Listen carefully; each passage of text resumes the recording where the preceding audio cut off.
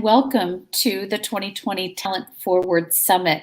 I'm Suzanne Clark, President of the U.S. Chamber of Commerce. Thank you so much for joining us today as we reimagine every aspect of our talent pipeline, from early childhood and K-12 education to workforce training and future-proofing jobs.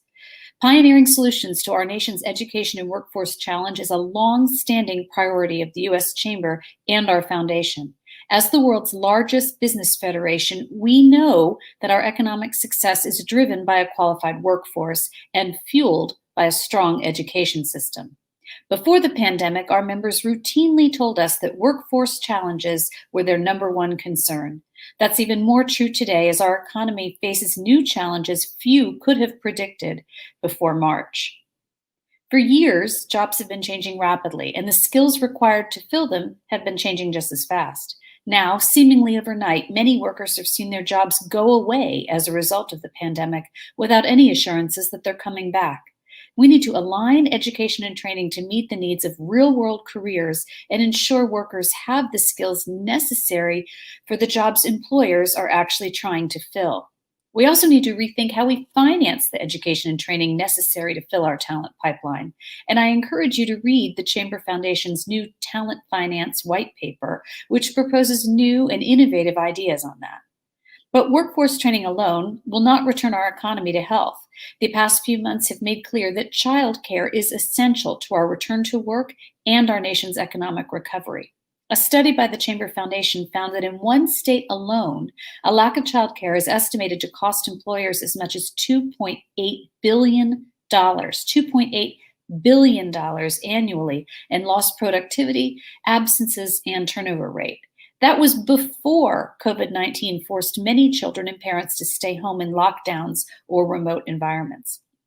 According to another survey by Northwestern University, this one during the pandemic, working parents lose on average a full day of work productivity every week due to a lack of childcare. For so many working parents, returning to work is not possible until their children can safely return to care. And of course, none of our goals for a strong workforce, a strong business community, or a strong economy are possible without a strong education system. The pandemic has magnified numerous inequalities in our country, perhaps none clearer than in our education system, where the opportunity gap has further widened in this virtual environment. Some schools are already open and students have returned to the classroom. Others have continued implementing virtual learning, and we know many families, particularly those in low-income, rural, or disadvantaged communities, have barriers to remote learning. Expanding access to broadband is critical to closing the digital divide in education, and it could also reshape the way children learn, as well as where their parents work and where businesses operate. Moving forward, we have to address the immediate education challenges brought on by the pandemic, as well as long-standing issues like school funding, accountability, and others. The pandemic has disrupted so many aspects of our society and our lives, but it's also provided us the chance to adapt and strengthen our institutions for a more resilient future. Today, you'll hear from distinguished leaders from across the private sector about how we can seize this opportunity. Businesses are stepping up in transformational ways, but no one business, no one community, no one organization can solve these issues alone. With the ideas and leadership of those joining us today and a strong bias towards action, we can lift our country up and lead our economic recovery. We know what a job means to an individual, to a family, and to a community. It means opportunity. It means financial stability, personal dignity, and more. And extending a job to many Americans now and into the future starts with moving our talent forward. Thank you for joining this really important effort, and thank you for your time and tuning into today's program.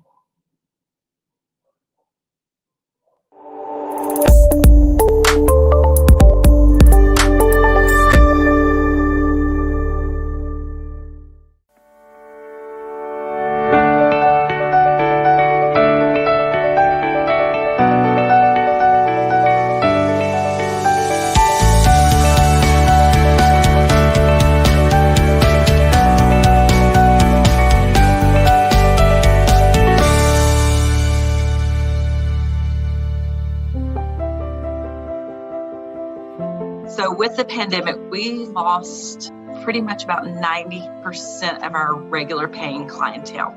We went from 86 students down to 5. We're important. We're probably the most crucial person outside of the parent in your child's life. If you don't have safe childcare, be it center or family childcare, where do you put your loved ones? The ones that you value more than anything. Where do you put them where they can be safe? It's extremely tough for us because we weren't on the good footing that other businesses had. We let all of our part-time staff go. They've cut all management hours. The president on down, they've all taken pay cuts. It's just kind of crazy. I was really thinking if I closed it for a long time, most probably one thing is that I will lose my business, and then another thing, I will lose my home too.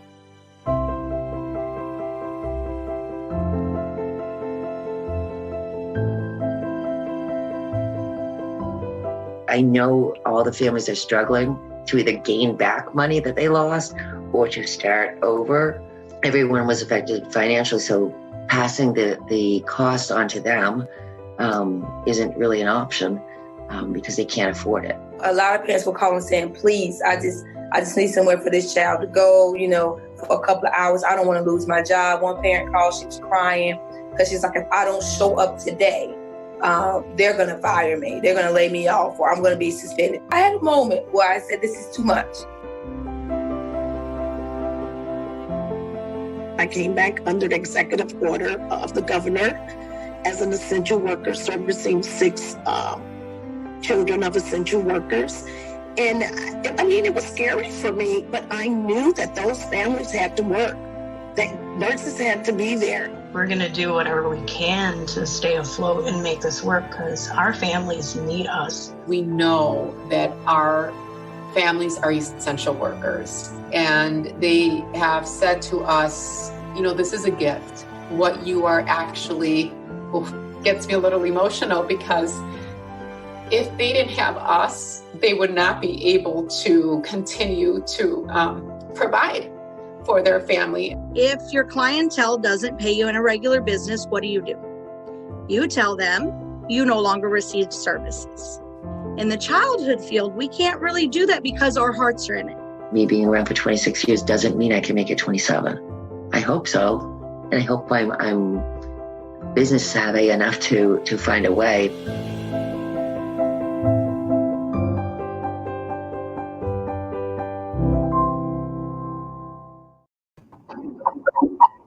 Good afternoon, everyone, and thank you so much for joining us. Today's panel, Piecing Together Solutions, Employers, Working Parents, and the Childcare Equation, is focused on employer solutions in the COVID-19 childcare crisis. I'm Erica Pandy. I'm a business reporter at Axios, and the main thing I'm focusing on these days is how coronavirus is really changing the way we work and changing work, and childcare is a huge part of that. You already see childcare denting the labor market. The share of women at work right now is the lowest point in 35 years. And the share of men at work is the lowest in all time. And that's because we have working mothers and working fathers that are dropping out of the labor force or can't work because of childcare access. And we even look to beyond the COVID-19 pandemic. The Center for American Progress says that childcare centers are struggling right now, and if we don't bail them out, if we don't support them, 4.5 million slots for childcare could be erased after the pandemic. Employers have a huge role to play here and can really be leading the way in terms of finding solutions. So I'm really excited to welcome my panelists today. I've got Debbie McKinley, who's the Vice President of Human Resources for U.S. Stores and International Operations at Home Depot, and Nicole DeUva, who's Associate Vice President of Employee Health and Life Work Strategies at Adventist Healthcare. Thank you so much for joining me, ladies. Thank you. Thank you. My first question is for you, Debbie. Going back to what we saw in that video and before the pandemic, we know that 13 million working parents rely on childcare, and we know that childcare costs businesses over $3 billion a year. Can you take me back in time? What sort of solutions did you have at Home Depot before all of this to support your working parents who are your employees? Absolutely, and thanks, Erica. At Home Depot, before the pandemic, we provided a variety of benefits to support our associates, working parents included. All of our associates receive 10 free days of backup dependent care. And then with discounted copays, we provide free 24/7 childcare services for our associates and their family members, and care solutions support, mental well-being, counseling, support services, etc. Associates receive free access to a database of sitters and nannies with background checks completed to help them narrow down their search for childcare. We have our associates have access to preferred enrollment, tuition discounts at local childcare centers that serve infants through elementary age children through our partner Bright Horizons. Our parents who are having babies or adopting or fostering a child can take time to bond with that new loved one through 6 weeks of paid parental leave. In addition, of course, to birth mothers being eligible for paid maternity benefit of 12 weeks. Our associates can receive reimbursement for adoption-related expenses up to $5,000. And our associates can also connect with other Home Depot parents, probably something we're almost most excited about. They share ideas, they get up-to-date information, local resources, and support through our internal social network called the Warehouse. And, you know, one thing that I, as a journalist covering this issue, hear so much from working parents, specifically working moms, is, you know, thank God you're writing about this. I've been dealing with this for generations. I know my mom dealt with it too, but it was this seldom discussed, very little talked about issue, this issue of being a parent and having a kid. And one thing the pandemic has done, for better or for worse, is laid bare what our parents are struggling with. And I would love to, you know, for both of you to take me back in time to March and tell me what you heard from your employees who are working parents. What were those first kind of thoughts that they had, and how are you thinking over the summer, you know, how the workflow is changing as a result of childcare being an issue? And I'll start with you, Nicole.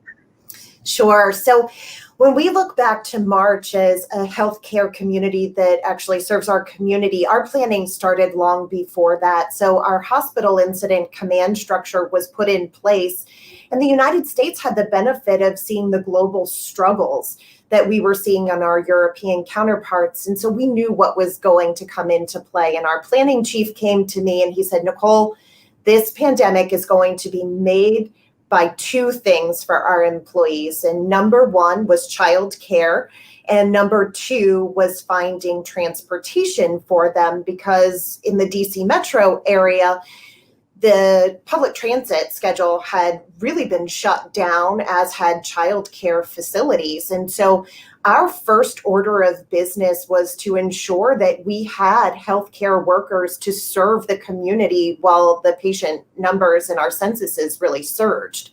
And so we actually reached out to KinderCare very early on in the process to identify what that benefit could look like.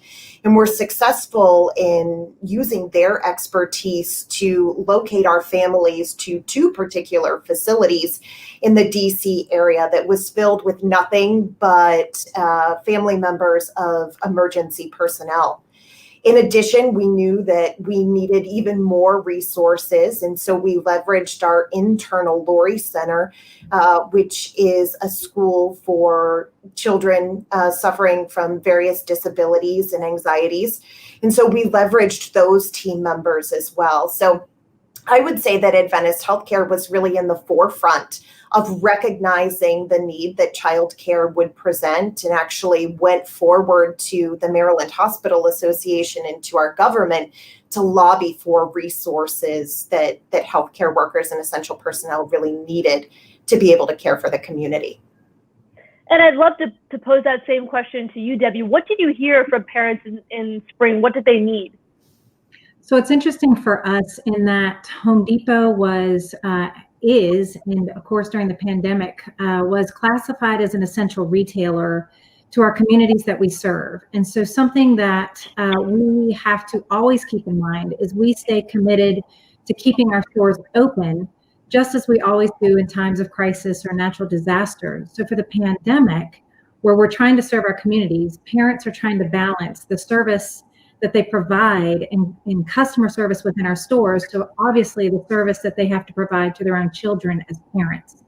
So something we had to take on with a workforce of more than 400,000 associates total, we had to really immediately get the word out to our associates that for every hourly associate that we have, we made complete discretion to them on their availability for their hourly schedules, if they needed to change their preferences, if they normally would work mornings or evenings or middays, even overnight, if they needed to change that preference, and we asked all of our stores and facilities to work with parents, work with all of our associates to ensure where they had dependent care needs, we could, as much as possible, help them with their scheduling needs, because we had parents who normally would work during the day who actually asked if they could work overnight and vice versa.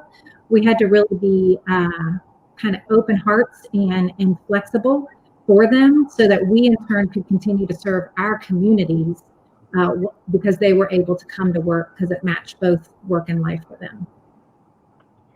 And, you know, both of you together have mentioned so many different things, parents, you know, money, there's, you know, access to different childcare centers. And then what you just mentioned, Debbie, I think is so key too, this idea of flexibility. A lot of parents tell me that I just want the option to set my own hours or do something different just for, you know, the duration of this pandemic so I can get through the day.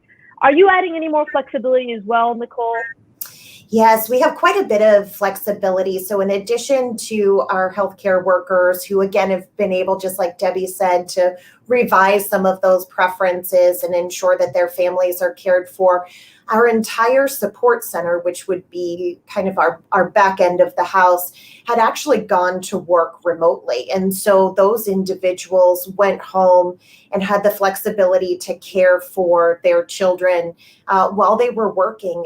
And from a perspective of being a working mother, it was amazing to see. Before, there was this stark difference between here's work, here's life, don't let the two, never shall they cross, to really seeing that one bleeds into the next and giving the organization a greater appreciation for what life-work balance really means, which is something amazing to be a part of.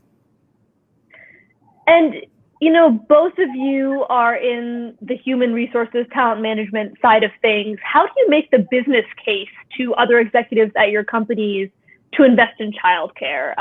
You know, how do you convince that putting money here is actually going to be the smart business thing to do? I'll start with you, Debbie. I would tell you it's honestly not hard. For us, when we think about COVID-19, Home Depot has really, first and foremost, approached our response to the pandemic with two very clear focuses. And this is from Craig Manier all the way through the organization. And the first priority for us has been prioritizing the health and well-being of our associates and customers. And then secondly, as I briefly mentioned, continuing to serve our customers and communities through the products and services they need. So when you bring up childcare or the parents' need, for us in the customer service industry and the retail industry, our stores, our products, our company is only as good as our associates are. And so we believe we serve our frontline associates first. We have really, for us, it's been more about the challenge of scope and scale because of our size and number of associates, but we have had no problem getting our executives to truly embrace and lead the way in thinking through how we can invest in our associates and in our parents who our associates who are parents. And then the same question to you, Nicole. I'd be curious how it's gone over at Adventist Health. Our leaders have been incredibly supported. So as a faith-based hospital system, we're called to serve the community. But I think before we can do that, everyone here really agrees that we are called to serve not only our employees, but their families as well. And so when we looked at what the cost of childcare was going to be, and we looked at what was coming our way in terms of patient census and volumes and the acuity of the patients that were coming through our doors, it was really a no-brainer that we had to alleviate the question for employees of, do I serve the community or do I take care of my children? And by providing subsidized or free childcare to our workforce, we were actually able to increase the level of care that those nurses and clinicians and dietary workers were able to give to our patients. In addition, we were also able to control the message of, we understand that this is a struggle and we are in it together. And so it was really a marquee turning point in the pandemic for us, that our workforce knew that we were behind them, we had their back, and we were going to do anything that it took to support them throughout this. And one of the biggest takeaways of the childcare crisis has been the extent to which it has affected working parents at all levels of the workforce. So whether you're a retail associate on the front lines or you're a CEO, you're dealing with these same issues of, I have a kid at home and I need to take care of my kid. And one thing that I've heard from companies as well is that this can be a culture issue in a lot of ways too. You know, if a kid runs onto a Zoom call and everybody else, you know, sort of gets upset by that, that can make a parent feel super isolated and super nervous about balancing the two responsibilities. How do you, both of you, work to set a culture in which it's okay to, you know, share those issues, share those struggles, and, you know, be very much a working parent even in the work context? And I'll start with you, Nicole. You know, this was the first time that we really saw that. I think, again, people had really tried to separate work and family for the longest period of time. And at some point during this pandemic, it became acceptable for a child to be playing in the background or a toddler to be curled up on your lap. And for me, that was actually a turning point in the respect and engagement that I had for this organization, that we respected just how hard the job was at work, and we saw just how hard that job was at home as well. And so I think as an organization, this is how we lead with corporate empathy and understanding, to shift the culture to more of an understanding and empathetic supervision model, where we're really focused on wanting what's best, not only for the employee, but also their family. And this has allowed us to do that at such a grand level. It's been really exciting. And Debbie, I'm curious, I mean, I was really intrigued by that sort of parent support group you mentioned at Home Depot. What are other things that you're doing to maintain that positive culture for parents? Yeah, one, I agree wholeheartedly with Nicole. It's actually kind of exciting to see people bring their whole self to work, including the children and so forth.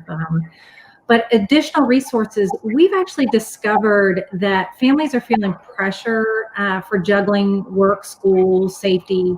And so it becomes almost messy and confusing at times. And so we've really been focused on the launch of our online family resource center. It's where we ask our associates to go, and they can go online to discover all the benefits that are currently available to them in an organized way. We've organized it by age group for children to make it easier to find the resources that our associates need. And whatever might be right for their families, whatever they're seeking. So it could be everything from discounts on childcare to tutoring services to educational activities that they need for school or outside of school, and then just thoughtful products and more. So for part of our focus has been on helping working parents organize these resources, because it's just been a lot of change very quickly. And I think that's been very well received. Certainly we can still keep going in that journey, but it's been a neat thing to watch it evolve. And my next question, you know, both of you represent companies that have been pretty proactive and very thoughtful about how to think about, you know, this issue and working parents. A lot of employers haven't. And I would love to hear your thoughts on what is holding other companies back. You know, what are the hurdles the companies are facing to just dive in the way you have? Debbie, I'll start with you.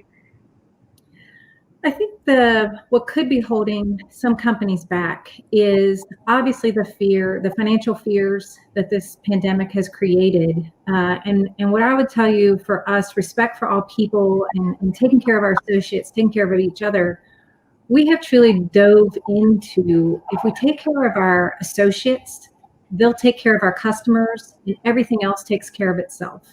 It's a well-known mantra inside of the Home Depot, and I would tell you for other organizations, that feels very risky if that's not your internal culture. But for other organizations, if they take care of their people, they drive retention, they drive helping their associates bring their best selves to work, they drive productivity by actually backing up and taking care of their associate needs first. And Nicole, I would love your thoughts on the same question. Of course, Debbie, I couldn't agree more with that sentiment. We always talk about how patient care actually starts with employee care, and the rest takes care of itself.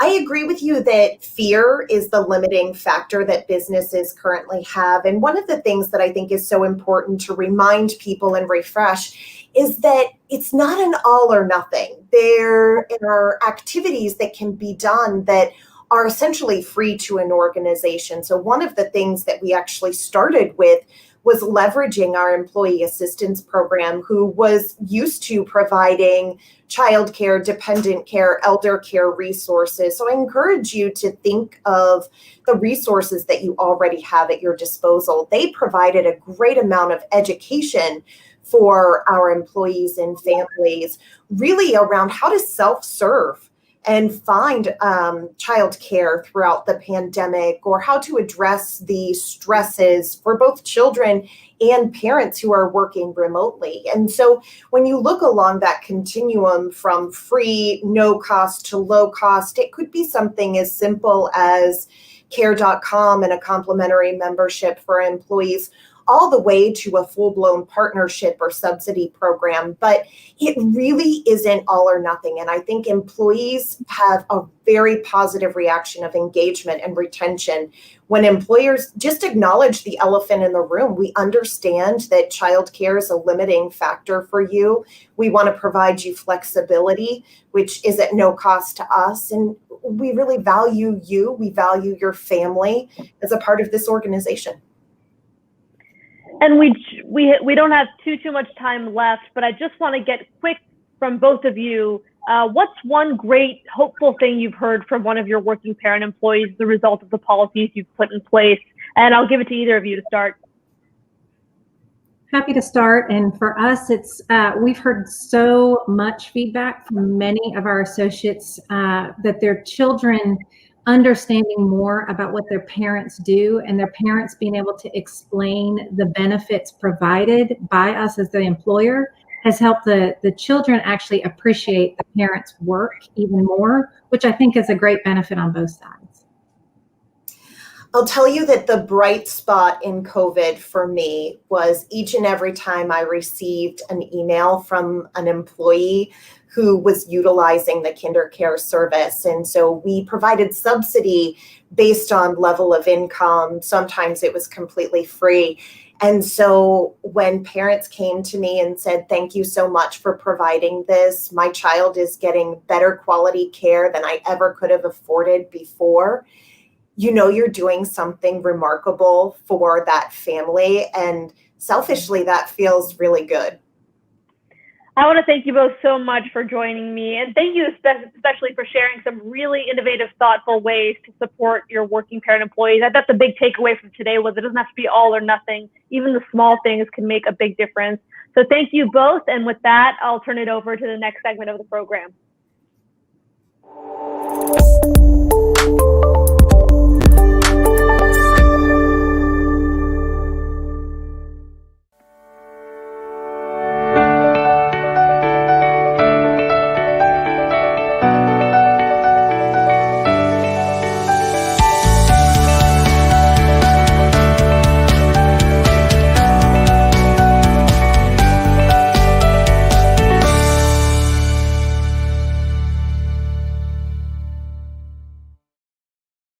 Great. My name is Mark Sternberg. I am with the Walton Family Foundation. I'm so pleased to be here today. I want to extend thanks to the Chamber team for having me, and Todd Rose, who's going to join me. Todd, from Populous and noted teacher and futurist of education and the world we live in. So really honored to be able to share this time with Todd and ask some questions to someone I know well and respect deeply for his understanding of where we've been and where we're going. And Todd, maybe we'll start with a conversation or your quick thoughts. We just saw this data from McKinsey. We've seen other data from Credo out at Stanford and Bellwether about really, really stunning data about what's happening right now in this moment. I wonder if you could share some reflections on what you've seen, what we're learning, and what you think is at stake right now. Yeah, I mean, look, we're going through something that, most people live their whole life never experience, which is, a public shock to the system that has taken education more or less offline. And, there's a lot of things going on, and we can cover some really specific things like learning loss and other things. But for me, there are really two big insights emerging that I don't think we're talking about enough. The first is that this has laid bare the profound inadequacy of our existing status quo, right? This one-size-fits-all system that we built. And in a lot of ways, we're sort of late to the game on this, right? So in other areas of science, in medicine, in nutrition, we realize that simple fact, which is human beings are different, and those differences really matter. And so when you end up creating a standardized system, right, where every kid's learning the same thing, same time, in the same way, quite often it ends up serving nobody particularly well. And one of the things that I think is most instructive here is we're seeing that same thing emerge here with the pandemic in terms of need, right? Like what kids need is different. What families need is different. And what communities need is different. And I think that fact, right, is something that we have to keep front and center if we're going to build something better. So that's the first thing. The second thing that for me has been so instructive is parents really, really, really do not want the status quo. And here's what I mean, right? Just like there are no atheists in a foxhole, there are no idealists in a pandemic, right? Like when you have a crisis, it focuses the mind, and people become deeply practical, right? And very concrete. Okay, so the reason I say that is because what comes next is pretty important. So even in this context, we see research after research showing that when parents are given the choice, even in this pandemic, saying, okay, do we want to go back? Do we want to build back the thing we had? Or should we do something different? Nearly 2/3 of parents across this country say, do something different. I mean, even when they don't even know what they're going to do with their kid as they try to work, they still want something different. And I think that this is really important, right? It's something about the very purpose of the system that's flawed here. That's the sort of bad news. And the good news is that it's one thing to sort of know that people don't want the existing thing, and it's a whole nother issue to know what they want, right? And I think that's the good news, right? So we've been part of some of this, but there's research now in private opinion research that is getting at a deeply accurate, actionable understanding of what it is parents, what it is communities actually prioritize about education. So when you combine those two things, right, really no love lost for the incumbent system, and a concrete set of priorities that we can follow, we can get on a path to something that's not just better, but different. So, but let's stay on that, because that strikes me as a debatable proposition. You've outlined, and the data we've seen makes it clear that we to the close observer, we've known these gaps have existed forever. They have grown more acute, and here we are. No one is being well served in this moment. So few people are. Let's not snap back. Let's think about what can come. I wonder if as you think about the landscape, what are you seeing that gets you excited? And then maybe more sort of philosophically, what do we know from history about how to actually grab those things and pull them with us and not just snap back to the broken system? That second one I think is the most interesting thing, right? Because even though this doesn't happen very often, it has happened before, right? These kind of big shifts. And so we know enough to get going, and we can do it with humility, and we're going to be wrong about a bunch of stuff, but we know directionally where to go. So philosophically, I think the most important distinction that we have to address is like, what we talk about is like, what kind of change are we after in education, right? And from our perspective, we think about it in two ways, right? Reform or transformation. And they're both very valuable. Reform accepts the existing purpose of the system and works really hard to improve parts of it, right? Make it more effective, more efficient, more equitable. All really important things. Transformative change literally changes the purpose of the system itself. And the reason I bring that up, right, is that those two approaches to change are very, very different. You work different levers, and the things you do to advance reform outcomes often undermine the ability to transform a system. So from my perspective, that's where we're at right now. And if I could frame it even more concretely, I think the fundamental problem is that for the last almost 100 years, we've had a system that was built around scientific management, Frederick Taylor, where the system was more important than the people. And so the system doesn't really have the feedback loops to be responsive to the will of the people. I think where we have to get to, and where you're seeing the public's deep frustration, is that in a democracy and a free society, our public systems should serve people. And that means that you have to understand what it is they want out of education, and you have to create aligned systems to deliver on that. And getting out of the philosophical, the good news is we actually do know how to do that. And there is a parallel. So, Mark, you and I have talked about this before, right? The high school movement was probably the biggest transformative change that we've ever seen in education, right? And just to put a few facts to that, we built a high school a day for 22 straight years. We ended up, as a result, this was, starting in like the early moment when the federal government was not driving that. That's the thing, right? We mass educated the public to a level never before seen in human history. As a result, we ushered in an unbelievable era of economic prosperity and equality. We'd never seen income equality like we had as the after effect of this. And we did that with almost no federal oversight at all.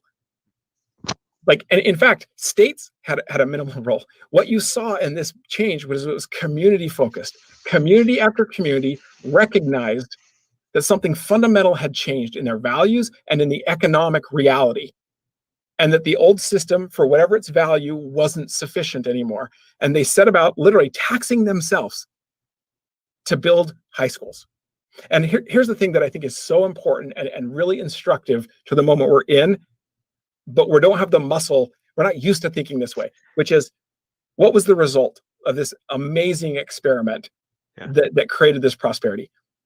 You saw unbelievable diversity in the solutions, right? So there was some commonality. Listen, they taught math everywhere, not because they needed an expert to tell them, but because every parent, every community knew that that was something that was important. But, in Iowa, they taught animal husbandry because of course they did, right? In the Bronx, they didn't because of course they didn't, right? And so we've got this system, and I'm not saying it was perfect. There was a lot of stuff that we could learn from about what not to do, but it did something that had never been done before in history. And then what you see is Frederick Taylor and the efficiency people and this sort of trend toward one right answer, standardizing systems. They looked at that diversity, and instead of seeing it as the asset that it really is for a functioning system, they saw it as a liability. And so they set about standardizing it and centralizing it in the name of efficiency. And as a result, look, it lost its viability. It lost its deep, resonant connection and relevance to their communities. And look, no wonder then, right? We have a system whose purposes diverged over those decades and decades, so far from what the public truly wants. Yeah. So in a sense, we designed something for 1920 as this country and the world moved further into an industrial economy, and we still have a version of that. This is not a new critique. And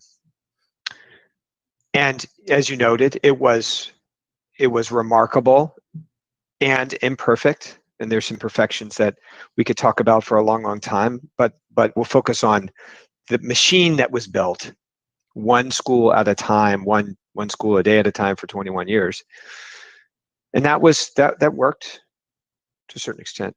What do you see as the school, or maybe the classroom of the information age? If that was the way it should look for the industrial age, what might it look like?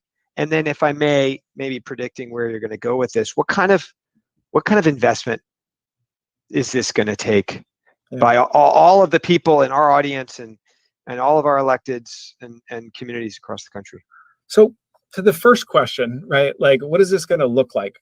First of all, the thing I could almost guarantee you, if it succeeds, is it will be pluralistic, right? Like, we're actually one of the few democracies that believes public education is one homogeneous thing, right? Like, it just is impossible to take seriously the idea of human difference and community difference and think that you can find one right answer. It's just not true, right? And so what you're going to see is systems that have to be like, the unit of change is the community, right? The unit of relevance is the community. Like, we're so focused on what the system looks like on average, that we don't really think twice about, is it even working for anyone below that? And so, what you'll see if this is working, again, is you're going to see pluralism. You're going to see a deep commitment to community. Like, it matters that communities get the schools that they want and deserve, right? And I do think the lessons we can learn from previous efforts that they didn't do so well is we can learn a lot about what it means to facilitate equity in a transforming system, right? Because it won't magically be fair for everybody, for sure. In fact, left alone, it probably will exacerbate the inequalities. But there are ways that we can make investments to ensure that communities that don't necessarily have the intrinsic resources to be able to transform these systems do, right? Yeah. So they don't fall behind. And I think that for me, it's this recognizing what we've learned about human beings and the assumptions that the old system made that are empirically incorrect, right? Every single person has dignity and worth. Every kid has something to contribute. You can't put it on a bell curve. You can't predict it in advance, but you can develop it, right? And every kid's individuality, it's not noise, it's not selfishness, right. It's part of who they are and what they will ultimately contribute to society. And if you build off of those basic principles, it can help us inform what's in and out of a system that really works for everybody. And there's some through lines there, like, hey, we're going to need a certain kind of talent. We're going to, on the other hand, we're going to need more and better access to broadband, and we're going to need a technology that doesn't see zip codes, that is ubiquitous and universally available. And to that point, the technology, I'm glad you brought this up, right? Because technology is one of those things where, listen, there is no getting to this pluralistic, deeply community embedded, personalized education system without technology, right? There just isn't. You are not doing that with paper and pencil, right? Broadband will be the backbone of that, but we don't have to get over our skis on this, right? We have to remember that learning is not about technology. Technology replaces nothing that is essential about learning. Learning is about individual progress and about human relationships. To the extent that the technology amplifies and augments that, it will be adopted and it will be used and it will work and it will be a good value. To the extent that it tries to replace teachers, replace the human interaction, do things to and for kids, it won't. And so if we start with a focus on what the purpose really should be, and then you can see which technologies matter and how they matter and where the investments need to be made. So we're talking about this massive inflection in what learning looks like and how it needs to evolve, maybe how it is evolving in front of our eyes. One of the critical pillars of the last, let's say, 25 years of how education has worked in this country has been an approach to accountability. Yeah. A set, data and access to a set of data acquired largely through testing that tells us how students are doing, and that maps, the growth in student knowledge.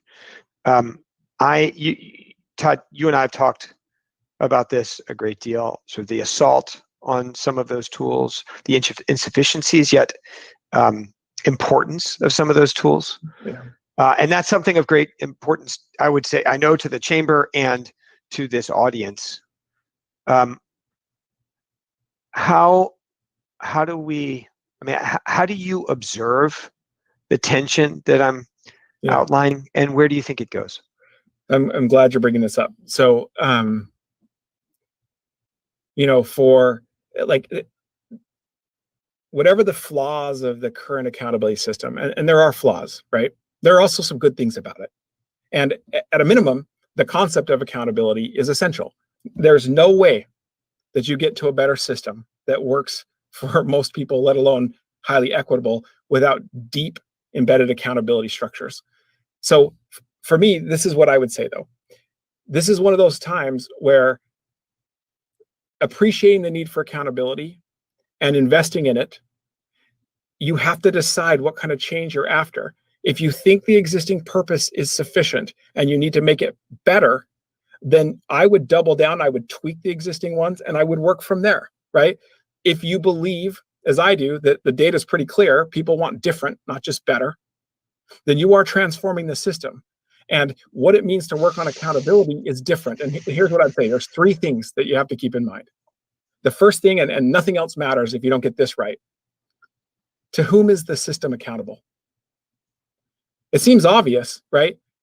But answering that matters. So I believe, I might be being a little unfair, but I believe that the system we have now, the Frederick Taylor scientific management system matters more than people, the accountability system works upwards, right? It basically says you are accountable to the administration. You are accountable. If you're a principal, you're accountable to the superintendent. If you're okay, I believe that's insufficient. I believe that that's even secondary to the people that actually deserve to be the stakeholders and the system should be accountable to: parents and community at a minimum, right? But we really don't. For all the talk of saying that parents matter, we have no accountability system for that, right? Because when you look for what an accountability system has to have, it has to measure the things that matter, and it has to create feedback loops so that people can voice their satisfaction, their dissatisfaction, their priorities, their frustrations, right? And have a consequence on systems behavior. And everybody in the audience that runs a business knows exactly what these feedback loops do. Right. You're dealing with consumers, right? And you work incredibly hard to satisfy the priorities of the people that you are held accountable to. So that first question, right? And I think it's parents, I think it's communities. There can be other things, but I think you've got to include those, and you got to work hard to make sure that the system's accountable to them. Right after that, right? Then you say, okay, well, wait, what is it that we're measuring, right? What is it that we're holding the system accountable for? And look, some of the things we already measure are really important, and they're not going to go away. But I promise you, just based on a lot of data that we have and other people have, the diversity of things that parents actually want and communities want out of their schools extends so far beyond the things that we traditionally measure that it's almost embarrassing. Okay, so we have to understand what people want, and we have to build reliable and valid measures so we can actually track that, right? And then the third thing is, how do we measure it? And this matters so profoundly much in this effort, right? Traditionally, what we've done is we have fallen back on old assumptions about human beings, and we have built assessment metrics that are literally inherently zero-sum and comparative, right? Somebody has to lose, and we're really not trying to understand an individual's progress against a benchmark standard. We're trying to understand how they compare to other kids. Whatever value that is, it is very little value in a system that is about developing the full potential of every kid. Okay, but the good news is we don't have to make massive innovation around there. The least controversial thing about this new system is its commitment to mastery-based learning. Yeah. We know for 40 years what it means to build systems and accountability structures that measure kids' progress against objective standards, or at least agreed upon standards, right? We know how to do that. It is valid. And by the way, just one last thing. Everywhere else in society where it matters, that's exactly how we measure performance. And that's where I was going to jump in. I mean, this audience would appreciate that. I mean, to hire someone is to have some confidence that they are competent. Yeah. And they have the competency, and we know how to measure these things. Yeah. And by the way, when we decide whether someone can be a surgeon, we don't give them a bell curve test where the top 10% always get to be surgeons, no matter how terrible they are. You get a performance-based assessment focused on mastery against industry standards. And if everybody passes, they get to be surgeons. And if nobody passes, they don't get to cut you open, right? So, like, if it's good enough for our doctors, it's good enough for our kids. Let me dwell though on this, because and then I think we're going to have to close relatively soon. Well,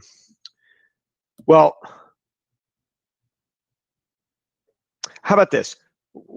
We've got a tremendously important audience.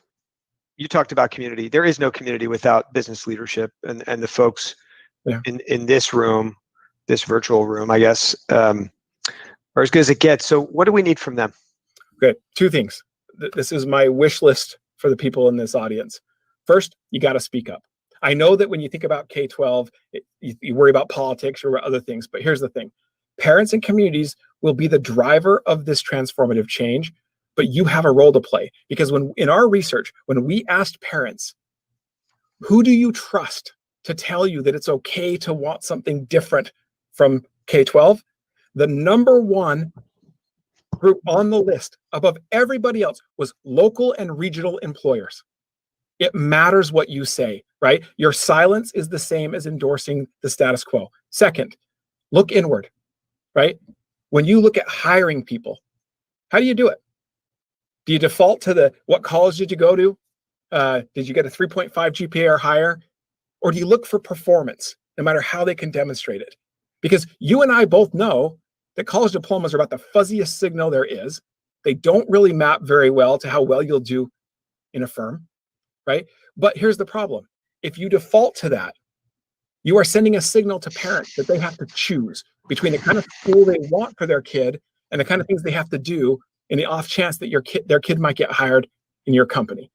So those two things, speak up and look inward, you will have a profound effect on unleashing this transformative change. Yeah. Todd, let me close with one last question that maybe takes us back to the top. It's sort of, the question is, what's at stake? I mean, you are suggesting, and Walton happens to agree with you, that this is not a casual inflection. This is a serious inflection that was coming. I'm putting words in your mouth, but probably was coming absent COVID, that has been accelerated by maybe a decade, who knows? Yeah. But that everything that we might have imagined coming before is going to get here faster now. So there is something, the ground is moving. It's happening as we speak. It is profound. So what's at stake when you say get involved and speak up and look inward? What's at stake for this audience? What's at stake is, let's talk selfishly. You all know that what you need is a broader, more diverse talent pool. Right now, we have narrowed that pool artificially and arbitrarily to the point where you're fishing in the same pond, and you're either overpaying for the talent or you're not getting it at all. And there's no reason for that, right? But let's step back to the bigger, what's at stake at a bigger level. I actually believe, and this will sound dramatic, but I genuinely believe it. It is the very future of public education. And here's why. We know too much to be doing so little. We know too much about what it takes to develop individual kids to allow them to make their best contribution and live a fulfilling life. We know how to do that, right? We also know the multiplying effect that has on their lives and generations to come. So now imagine that we have two systems. There are private options and there are other things that are literally built on these principles, and they are literally developing kids and helping them figure out who they are, what they're good at, what they care about, and turning that into a contribution. On the other hand, the rest of us who can't afford it are left in these standardized systems that do not value us as moral agents capable of reason and choice. They do not value our individuality, and it is about preparing us for a world that frankly doesn't exist. What will happen is unbelievable inequality of the kind that isn't just economic. It is about a life well lived. And I mean, you think about how do you come back from that? So from my perspective, we either commit to, broadly speaking, public education based on these principles aligned to what parents and the communities want, and then we can get somewhere qualitatively better that works for communities, works for the country. Or we are going to go down a path of profound inequality that we will not be able to come back from.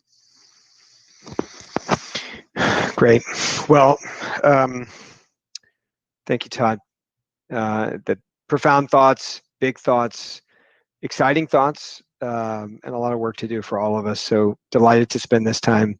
And I know on behalf of Todd Rose, happy to extend thanks to the Chamber for having us. Thank you.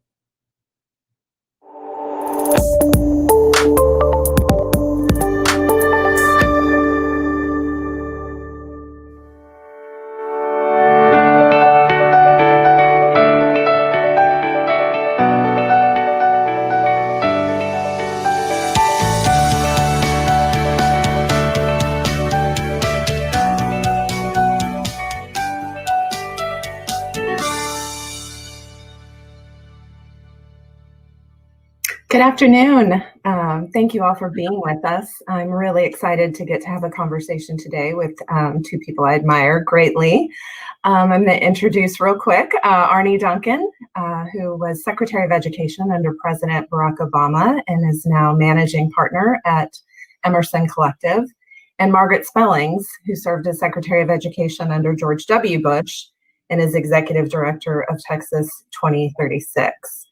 I just wanted to start by thanking both of you for taking the time to be here with us this afternoon and for really everything that you're doing right now to provide leadership around supporting students and schools and leaders and teachers. You know, how many times a day do we say we're in unprecedented times? You both were leaders, though, during crises in our country. Margaret in the aftermath of 9/11 and Arne during and coming out of the Great Recession, but we really never have had massive school closures and disruption to learning in the ways that we have seen this year. And so I wanted to start with just a question for both of you about what have you seen as the biggest impacts, you know, that COVID-19 has had on K through 12 education? Are we learning anything through this, and what have we lost? Margaret, you want to start with you? Well, we're learning a lot, and we've adapted quickly. I've heard someone say the other day that we made more progress in online learning in the last 6 months than we made in the last, 2 decades.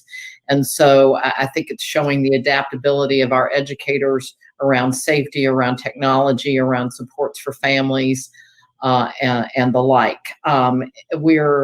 Parents are learning a lot about their own students and their progress. And I think the engagement between our educators and our parents, particularly advantaged parents, are strong. To the downside, and it's a big, big downside, the learning loss that is being experienced, the students who are just lost to the system. In Texas, we just released some information. We're down about 250,000 students in Texas, a 6% drop in enrollment when normally we're growing at about 2%.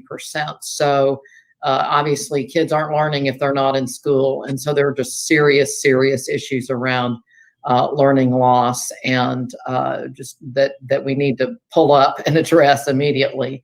But sure, we're learning a lot about adaptation, about technology, about the relationship with families, about the strength of our educators, about the importance of our schools, and about the problems and the systemic equities that have plagued us for years. Arne, did you have anything you wanted to add to that? Yeah, just on the downside, as Margaret talked about, this potentially a couple million kids that have not basically been to school or had an educational experience since March. And this combination of, the high-tech stuff is great, the technology is great, but sort of low-tech, high-touch, going out to visit homes, finding those kids, bringing them back in. I can't overstate how important that is. We cannot lose a generation of kids who are already, by definition, marginalized, disenfranchised, are most vulnerable. In a really dark time, what can kids gain? What can kids learn? I actually think it's pretty interesting. I think we are learning some really important lessons around empathy, about how interconnected we all are. If my kids are okay, but the family on our block or in the neighborhood isn't okay, isn't safe, then none of us are safe. I think we're learning the importance of science. I think we're learning the importance of participating in democracy. And our kids are living these really tough but really important lessons, I think, in a profound way.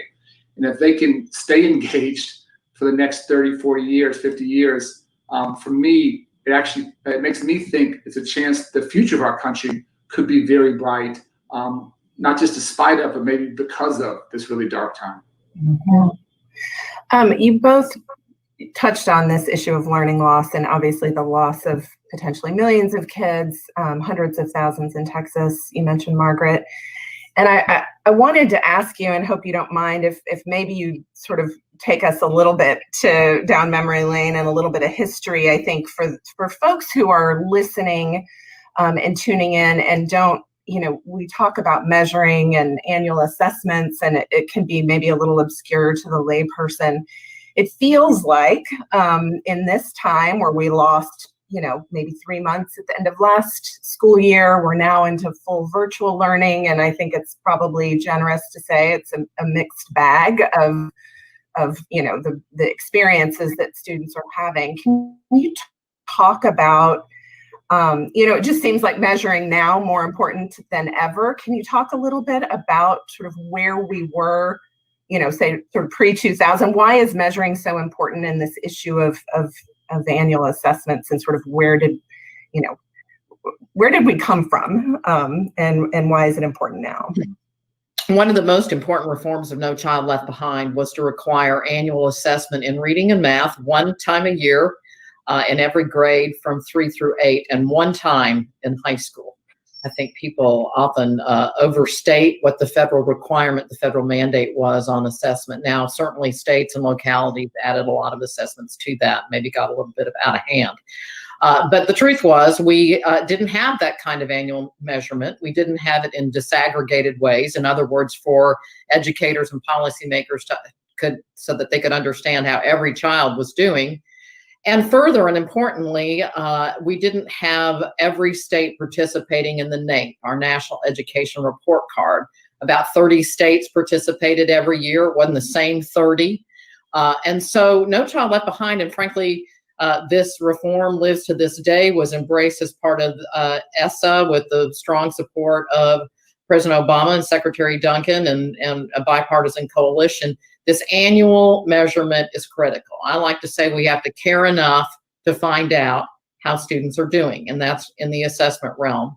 And so that's what's critical now. Will obviously poses some issues around accountability. We need to separate those two discussions, but assessment is vital, and more so today than ever. Yeah, I couldn't agree more. And anytime you go to the doctor asks how you're doing, what's going on and how are you feeling. The doctor is evaluating you, is assessing you, trying to figure out what's going on. I don't know how we help kids catch up. I don't know how we help them move forward if we don't know where they are. So I think if schools have not done it yet this fall, I think it's vitally important, critically important to assess now, to figure out where kids are. There'll be a small percent of kids that have actually accelerated during this time, whereas online learning is great for them. There'll be a lot of kids that are sort of doing okay, and there'll be a significant minority of kids who have fallen, unfortunately, very far behind. But again, we have to know where they are to help them catch up. So to assess now, to assess at the end of the year, as Margaret said, talking about assessments and accountability, those are two different things. They're related, but we need to separate them out.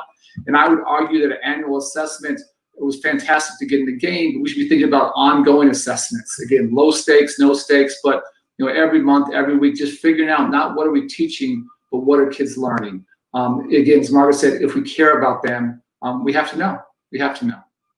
And you know what? The other thing, Cheryl, I would say is if we don't know, it'll be an excuse for policymakers to underinvest and not provide the resources that we absolutely need to help these kids get caught up. So I don't want the ostrich approach to be an excuse for not resourcing these critical issues.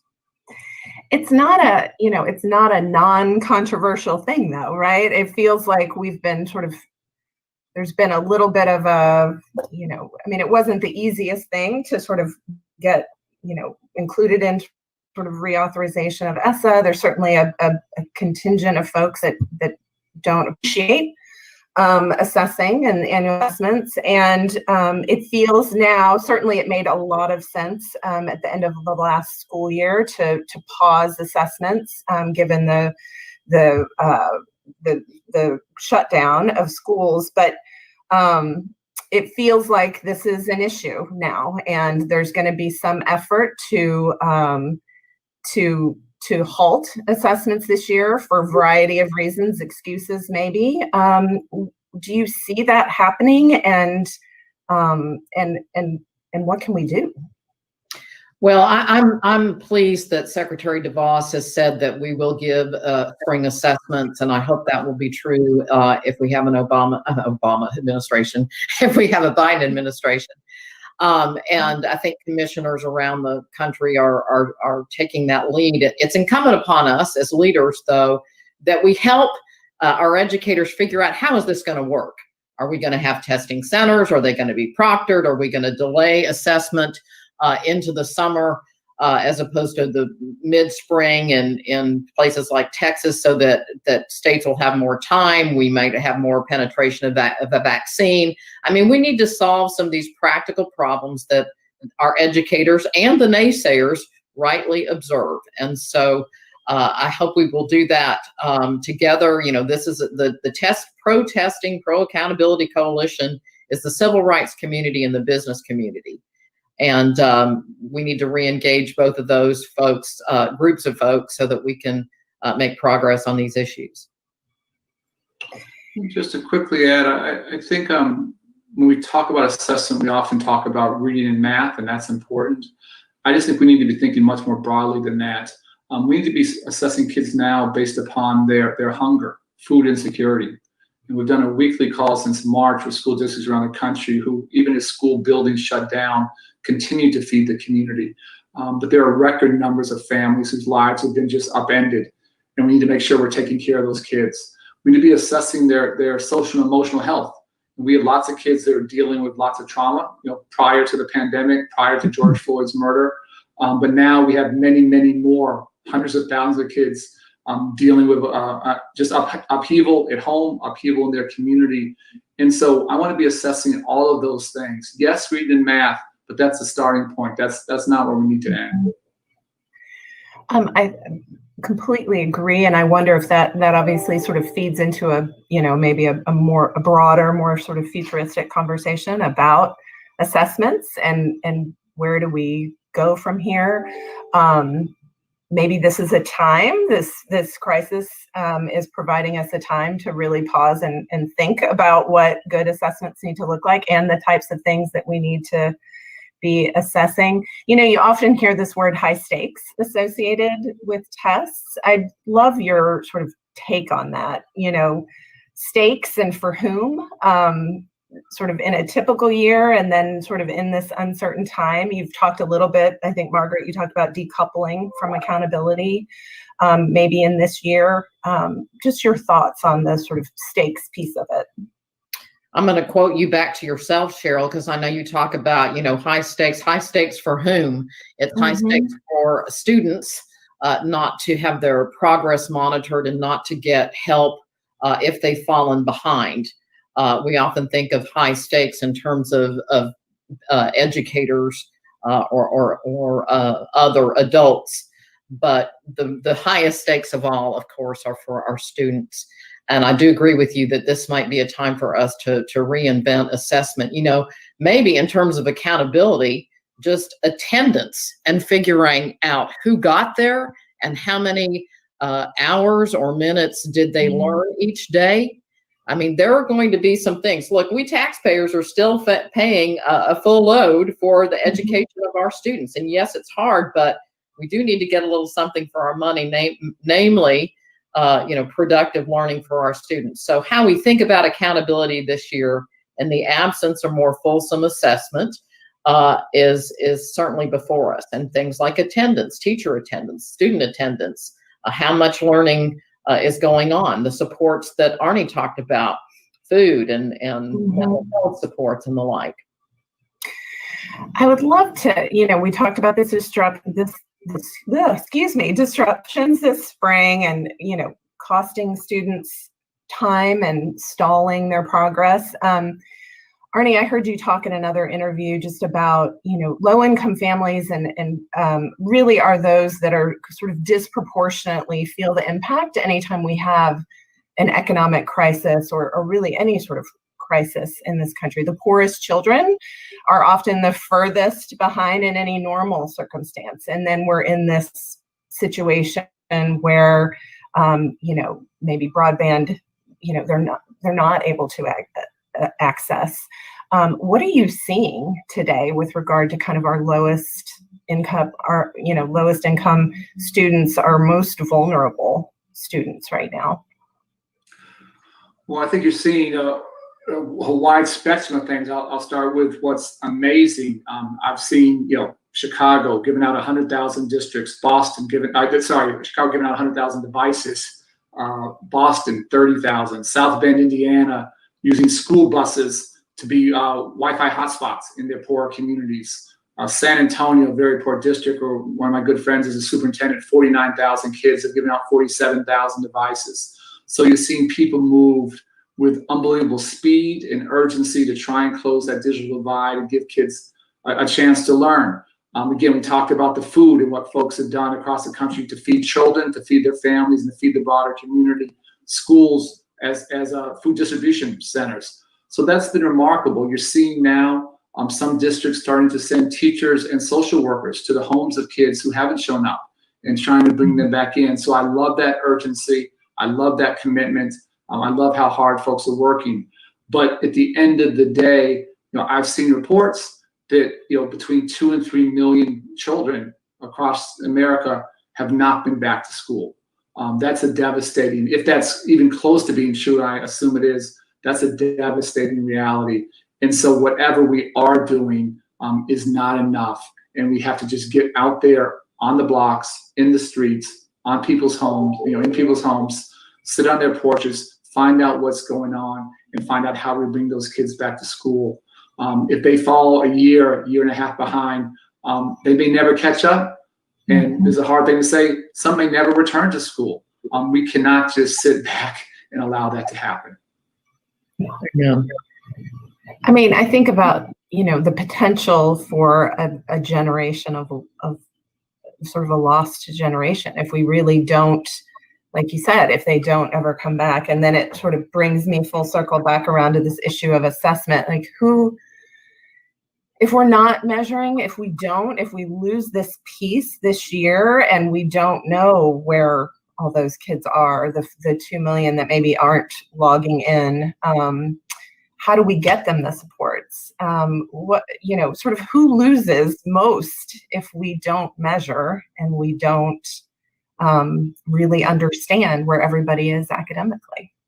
And Cheryl, it can only be, the table setter for the intervention. I mean, we have to find out where our students are, if they're there, so that we can find them, we can resource their remediation or their path to catching up, that we can engage the families, et cetera. And so, I'm pretty confident if this data from Texas, which we're highly confident in, of 250,000 students, we have about 10% of the kids in our country. And so, yeah, I think it is about 2.5 million children. I mean, we are rightly concerned about the couple 100,000 deaths from COVID. but think about 2 to 3 million people who are suffering from the lack of ability to have a bright economic future, or create a happy family life, or contribute to a community. I mean, it's a horrifying prospect, and we can't let it stand. Yeah. Great. The two of you wrote a piece pre-COVID. I had so much fun going back and reading all of your, all the things that you two have done together. It's a great lesson in sort of nonpartisanship, bipartisanship.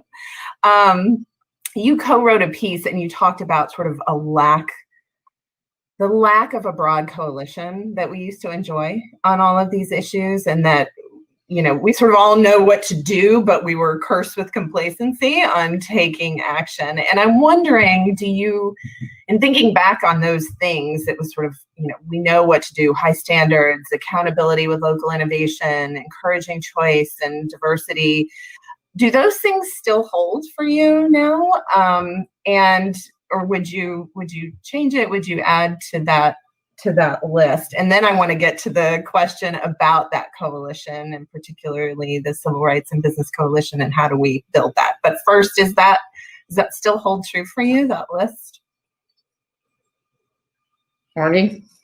I don't remember that exact list, but the things you just listed, they absolutely hold true. I think what's often or always been true in education is that it's not so much putting a man on Mars or finding a cure to cancer. We actually really know what works for kids. Great teachers work for kids. Great principals work for kids. Great technology works for kids. Meeting them where they are works for kids. Figuring out who needs more help works for kids. Figuring out who needs acceleration, that works for kids. Understanding where we are. Having transparency, not being opaque, works for kids. What we've lacked is courage. Is political courage and the will to do those things. So the question, whether it's 5 years ago or 10 years ago or today or 5 years from now, is do we have the courage to do what we know works best, to give kids not just a chance to get a great education, which is obviously critically important, but to break cycles of poverty, to become productive citizens, to have a pathway to the middle class, to build a stronger communities, a stronger country. That's what this work is about. This is nation building work. Yeah. And it's about leadership. I mean, Arne and I were both privileged to work for presidents who believed in the power of education and believed in the importance of federal leadership, both in terms of a moral imperative, but also with respect to investing in practices that work, that many of enumerated by Arne. And so we really need that clarion call, that coming together with a top-down plus bottom-up approach. Well, I'd love your thoughts, and maybe in sort of, as a wrap-up quick conversation. You have an audience that is made up of a lot of state and local chambers, the business community. We've always sort of played a really important role, I think, together with the civil rights community. But what do we need to be doing? Like, what advice would you give to those folks listening? Advice to the U.S. Chamber. We are committed to these issues, and we want to sort of get back to that really robust partnership and leadership within the business community. But I think we've got some work to do. So I would love advice from the two of you. Arne, you go first. Okay, I'll run up.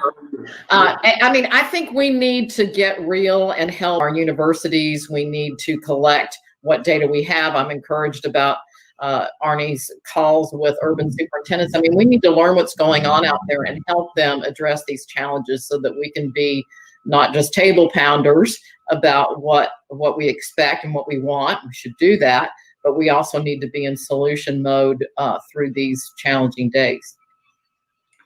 There's two quick things just to challenge the business community, whether it's in Texas or across the country, U.S. Chamber.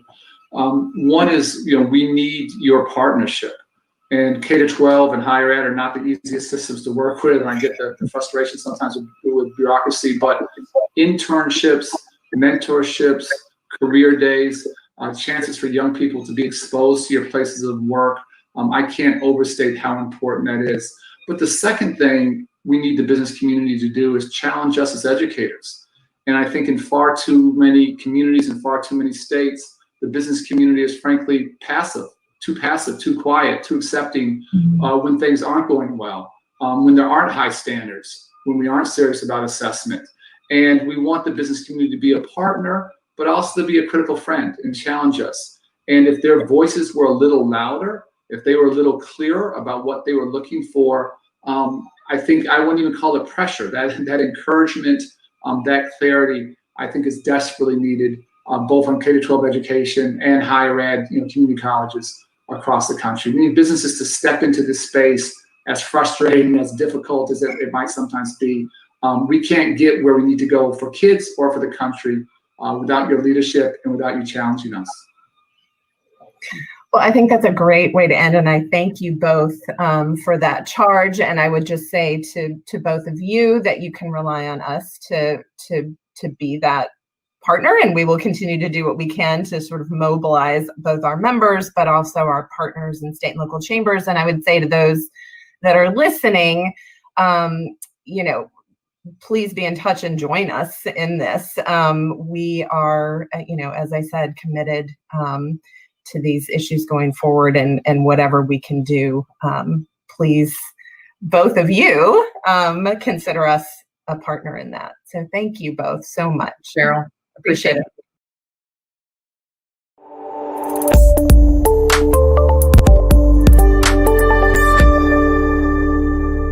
It used to be straightforward. You studied hard, graduated, and got a job. Or you built a business and hired local talent to help you grow. Or you transferred a lifetime of wisdom and your students thrived. But things have accelerated.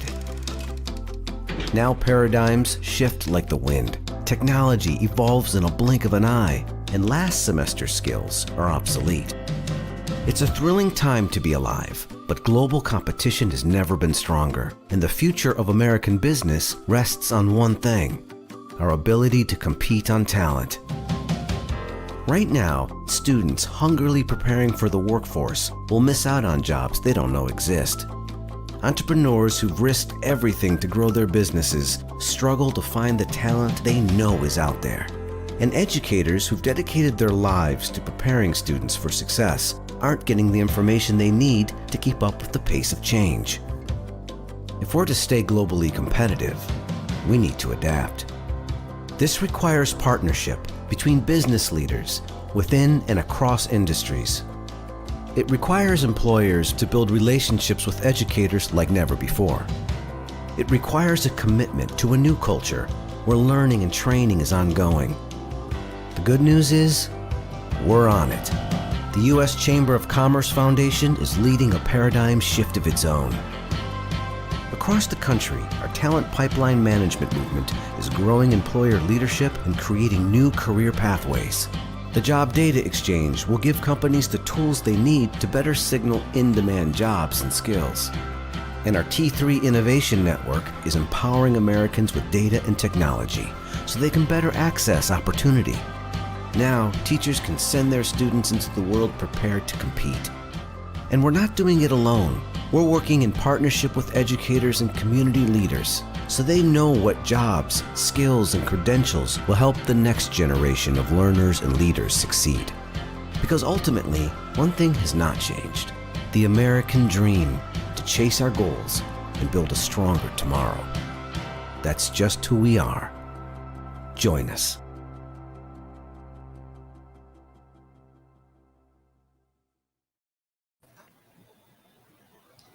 Good afternoon, everyone. My name is Chike Agu, and I am the head of Economic Mobility Pathways for the Education Design Lab.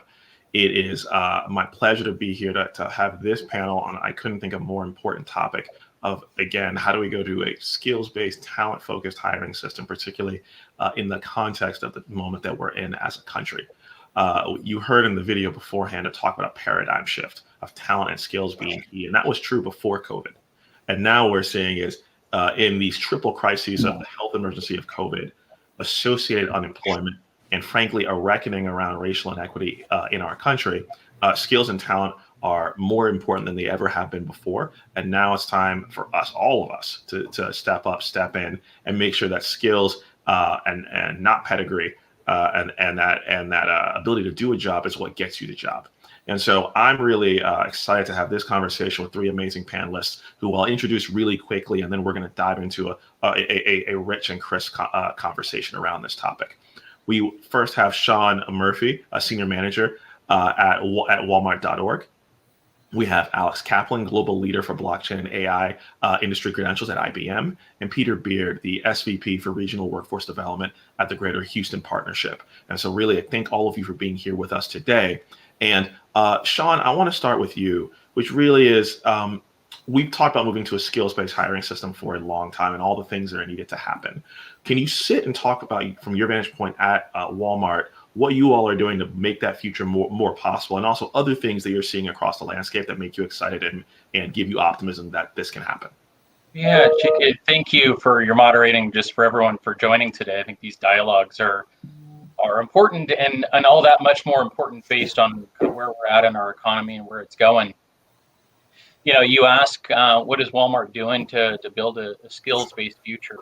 I can tell you, for those that are in the know, but for those that are not, all the way from our CEO, Doug McMillan, down, there's just a real focus on building a skills-based workforce system. And by making this a focus, we're really expanding the routes every associate here at Walmart and hopefully every American can take in their career journeys, especially as we think about upward mobility, which is a key driver of some of the work here at the foundation. But what it means, I think one of the things I want to hit on first is just that I've heard from folks that says, well, does this mean we're getting rid of degrees? Does this mean that type of movement? And I would say no. This doesn't mean you're getting rid of any sort of milestone, such as a degree or certification. These will continue to be important points of completion that will continue to be a significant point of validation in one's career.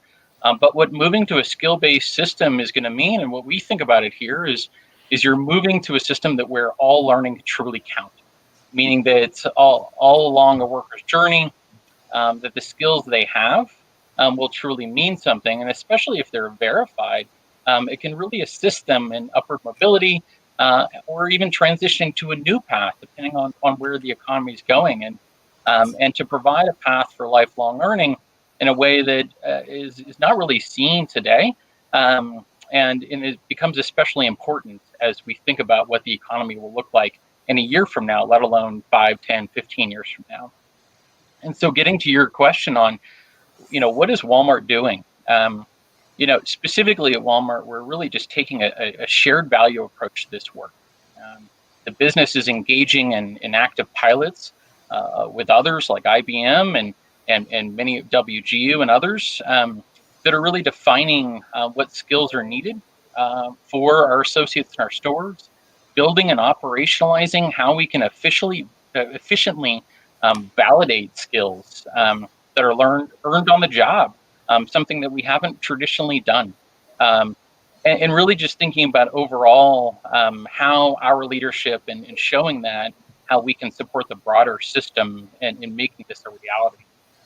In addition, from the foundation side, we're supporting external focuses within this work through our philanthropic efforts by supporting, big building of data standards that are assuring interoperability, which will be key in all of this work, is that you don't want any worker to be locked into any one system and not be able to transfer their information across to different systems. So interoperability will continue to be a driver of this work. Open source type of technology tools that can be built upon and give greater access for everyone. And then just really working with partners to assure that we have equity and we're not building any sort of bias into this new system or any of the processes as well. And just kind of finishing up is just thinking about all of these pieces and really moving from a place that over the last few years, you have a lot of amazing pilots that are happening, and really moving to an ability to bring all of these things together into one system. that will allow that interoperability to happen. And so I'll just finish up by saying over the next 12 months and beyond, further coordination by partners will be an important part. And this is what we're going to continue focusing on, not only the work within the business to really show how this effort can be scaled and benefit workers and their upward mobility, but also the greater system outside of Walmart that will enable and really unlock everyone's skills in a way that we haven't been able to do today. And so, we'll be working with organizations like the U.S. Chamber, of course, hosting today, WGU, Markle, and so many others, such as those that are on the panel with me today, to really make these key drivers a reality in this work. No, Sean, thank you for that. And again, as we move toward the skills-based future, Alex, I want to come to you because one thing that's been clear, and you've heard it before, what got us here won't get us there. And as we move toward this future, the question is, what are the new tools, new technologies that are going to be critical to make this happen? This is where you spend your days thinking and ideating and testing. And would love to hear from you. What are some of those new tools and technologies from what you're doing at IBM and also what you're seeing across the landscape? Yeah, thank you. I'd be happy to do that. And I thought Sean did a really nice job of laying out the problem really well for all of us. So as IBM looks at this issue, what we see is we're seeing the evolution of the workforce, the jobs of the future towards a skills-based economy, where skills themselves are the currency of the future. So if you think about it in that kind of context, where if skills are going to be equivalent to currency, then we have to create an infrastructure that has the same kind of trust, provenance, and transparency that a currency would have. And the reason that we need to have that is because organizations like IBM and others are going to make consequential decisions based upon the information that they're receiving about people's skills.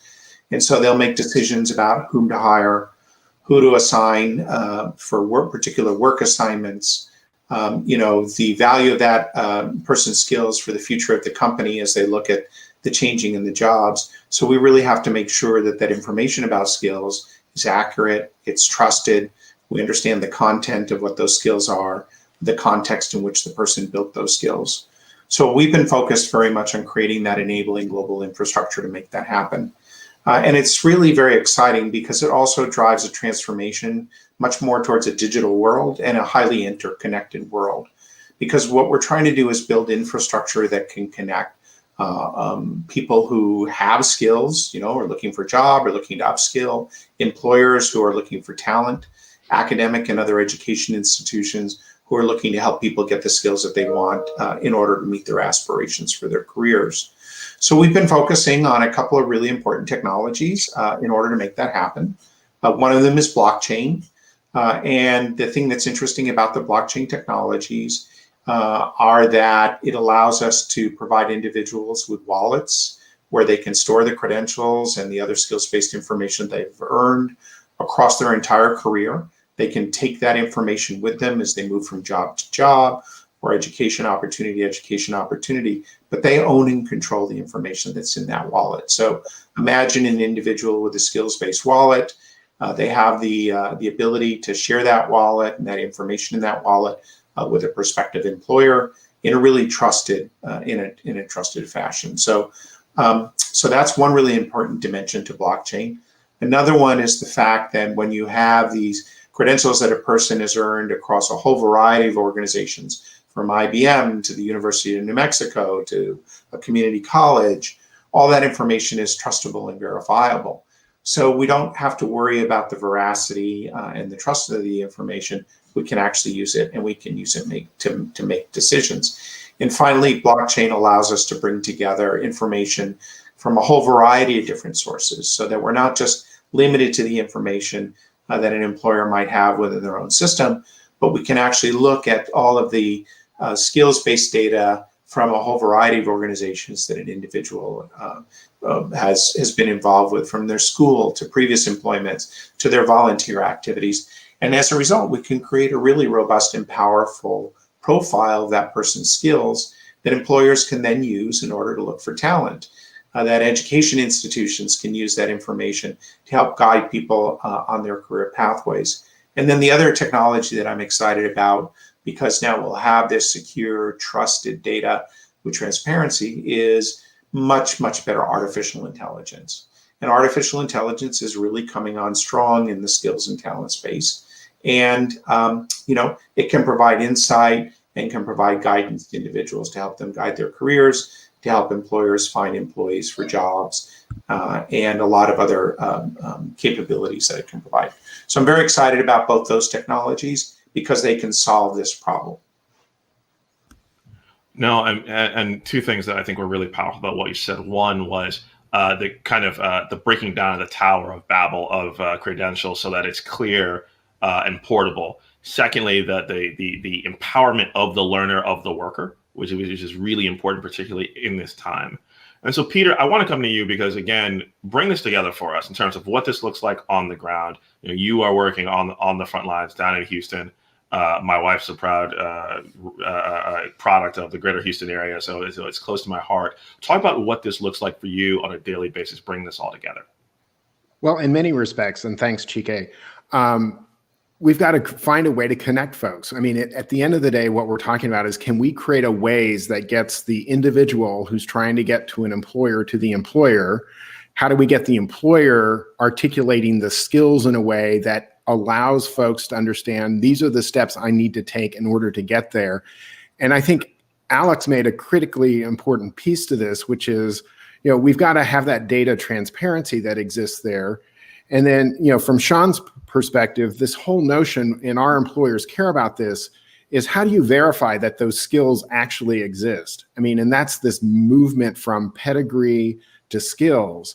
For example, our industrial construction industry has spent time working together to create, in essence, competency maps that highlight the career progression from an entry-level helper to the top-level journeyman, with the credentials that sit behind that. But they also say, we've got to have performance verification so that you who's having this plant built know that a master journeyman is, you're paying for what you're getting in terms of the skills of that person. And so I think that's the big piece of it. And then to where Alex was going is, how do you help people understand and document those credentials in a way that really helps? And I want to go back to something that was in the video and with what Secretary Duncan was talking about, which is the critical role employers play, which is how do you articulate those skills, but how do you let people know that those occupations exist and what do they look like and how do you get there becomes critically important. So we've got to inspire individuals to consider these careers that they may not know about, and in many respects need to use the technology to the hilt, because then you can be thinking about how would we add the user experience so people could hear from employees that are in those roles and get excited about them in a different way. Because in most cases, people only see the workers they see every day, whether it's the doctor, the lawyer, the teacher, the athlete, the musician, but they don't see a lot of the industries that exist and the roles that exist in those industries in a different way. And so I think this whole idea of how do we harness the technology so that we can make the connections clearer. And I think this whole notion of it, and we're moving to this skills-based approach, but it also requires employers to be disciplined to say, what are the foundational essential skills that everyone needs to have, whether it's teamwork, communication, and how do you verify that that's present? What are the digital skills? I mean, the pandemic has done nothing but drive the transformation of technology into the workplace in a very different way, and it's showing up all over the place. And workers are going to have to be technicians at some fundamental level going forward. And how do we how do we articulate what are those digital skills and tech skills that are needed? And then what are the occupation-specific skills? And then the other thing is, how do we help build the discipline of employers to say, these are required skills and these are preferred? We have such a habit of let's give them the kitchen sink of all the skills that we think are necessary, and there's absolutely no way someone could do that. I think one of the helpful things we try to do is get employers to think about what are the critical breakdown moments of specific skills that, if they're not present, are in some sense going to be hard for an employee to be successful in that role, and articulate what that looks like and how you assess those skills. Because at the end of the day, the employer is going to be the one assessing those skills. So I think those are the critical pieces to really begin thinking about it, and really get focused on it. And so that's kind of how we think about from kind of a skills-based thing, which is we've got to help everybody navigate it in a more seamless, more effective, efficient way, which is really hard today. But the technologies that are coming are going to become critically important as we go forward. Absolutely. And so let me ask kind of a more global question, which is, again, we in our audience, we have a number of employers, chambers, folks who work with employers. And Alice, I think I might want to start with you. What is the one thing employers can do or help facilitate that would facilitate the skills-based hiring world? And so let me start with you, Alice, and then I'll go to Sean and then go back to Peter. Yeah, I would recommend that everybody take a look at the work coming out of the American Workforce Policy Advisory Board on learning and employment records. It provides a really good foundation for understanding the problem that we're trying to solve, and the technologies that are going to be required in order to really accelerate work towards these connections and this skills-based future. So that would be one really important thing for them to do. And then another one is to begin to work on sort of codifying the skills that are required in your industry. So get together, with other members in your industry and think about career pathways for people and what are the skills and competencies that are required to get there, and do that in collaboration with your education institutions. Got it. And then Sean and Peter, I think kind of 60 seconds each, kind of same question. What can employers do to facilitate the skills-based future? And so Sean, you. Yeah. So I'll just say, I think we probably have a number of folks watching today. They're at different points along this journey. And for many, this might be their first real glimpse at what does this mean. And I think from that mindset, for those folks, I think today's a great start. But now there's going to be a need to really look internal, take the time to prioritize really understanding, as Alex was talking about, in specific jobs and in specific pathways within the company, what are those skills? And I think most importantly, really start to think about, as a company, as an employer, how will you validate one's knowledge of those skills internally, so you can truly unlock your ability for the worker to understand not only what skills they have today, and that you as an employer, their supervisor, agree with them and both are on the same page, but what is missing for them to move in that upward mobility standpoint and continue to move in their careers, and make that very clear. So I think really thinking about that validation. And last, I will just say is just really really engage, start to pay attention to what the T3 through the chambers doing, what is coming out of that, what is coming out of the Open Skills Network, and a number of other partners that are really jumping in to facilitate the coordination of this work and the learnings that will be needed by employers to grow their efforts. Peter, kind of 30 seconds, same question. What's one thing that employers can do here? And I think it's to this point, one, employers have to collaborate and come together because there has to be meaningful language. So you've got to agree on the meaningful language and not have separate different pieces of it, and build that into kind of how you talk about it. And I think the second piece is this, notion that I think, Sean was going with. Employers already know how they assess the presence of these skills. So which ones do they want education to develop, and then which ones are they going to do because it's much more industry specific or even more employer specific. But I think in many cases, you're in that 90-day, period where the employer is already assessing you and they have tools to already do that. And how do you push that back into the education system so people can use those tools to do it? Absolutely. I want to thank Sean, Alex, and Peter for an amazing panel and an amazing conversation. There are resources available through Talent Forward on all the concepts that they talked about. Please dive into those. And I think what you heard was, one, this is the moment, this is the time to bring this future about because of the particular, in some ways, crises that we're facing. And secondly, it is within the power of the people who are on this call to bring that skills-based future about. My old boss, Byron Geese from Opportunity at Work, says, if you can do the job, you should get the job. And I think that should be true now more than ever. Again, thank all of you for listening. Thank so much to our panelists, and really looking forward to handing it back to our Talent Forward colleagues to take us to the next conversation.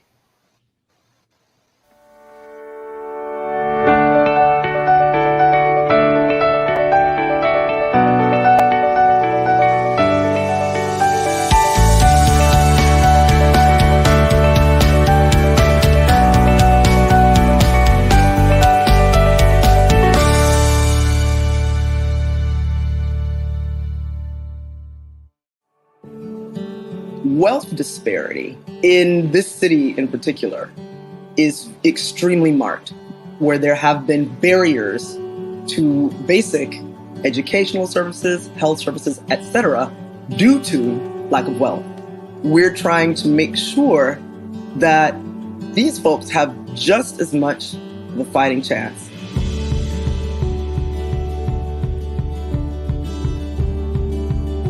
There's a wonderful opportunity tying that technology work to folks who have traditionally been left out of not just the economic mainstream, but of the technology culture of building, making, and doing.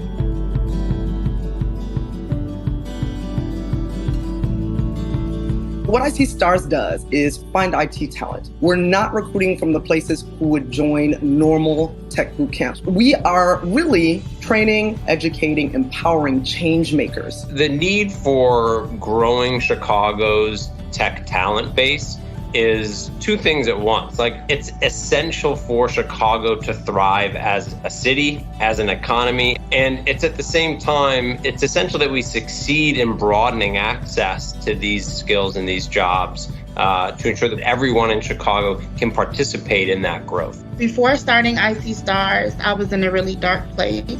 I was recently laid off, and I was forced to move in with my mother, with my children. I actually had to go ask my mom for money to buy my son diapers. What I learned from I See STARS was not only tech skills, it was also business leadership. So now my career path, I feel like I can go anywhere and do anything. I See STARS is 20 years old, and our relationship with Microsoft is 20 years old as well.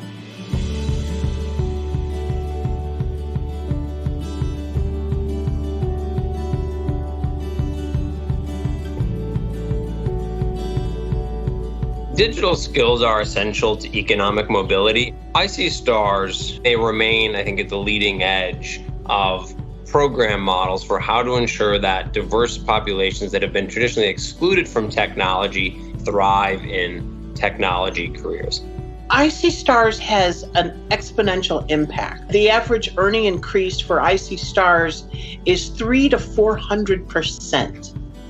And that's within 6 months. It's been amazing watching my children see me succeed. I've wanted nothing more for them to have those positive examples growing up that I did not have. You know, trying my best and pushing through is the perfect example for them. They're going to bring with them that fire and the knowledge that they are leaders and change makers, the knowledge that they are empowered to make a difference, and they're going to help transform the cultures of the workplaces that they enter.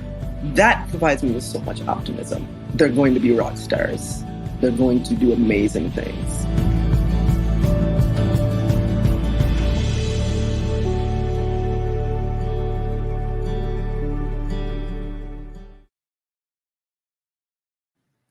Hi, everyone. My name is Allison Knox, and I represent Microsoft Philanthropies, and I'm going to be talking today about our skilling opportunity available to everybody in the world.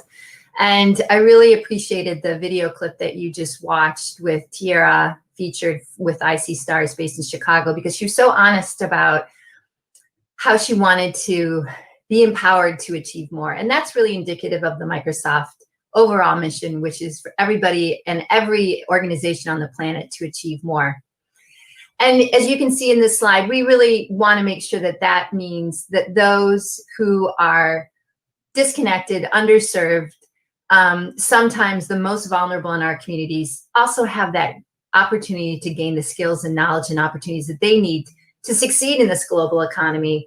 And there's no question with our pandemic upon us that the need for these skills is even exponentially increased, and we need to do more together and faster. The health crisis upon us is also a huge worldwide economic crisis, and it's just put into place how so many jobs right now that are going away may not ever come back. And the new jobs will be demanding the digital skills that some people really are struggling not only to be trained for, but have access for that training. And so we want to make sure that everybody's returning to this global and hybrid economy, this more remote economy, with the skills that they need to achieve. And so this has really intensified our focus for employers and for nonprofits and for government agencies on making sure that there's this skilling opportunity which fulfills the huge skilling challenge upon us.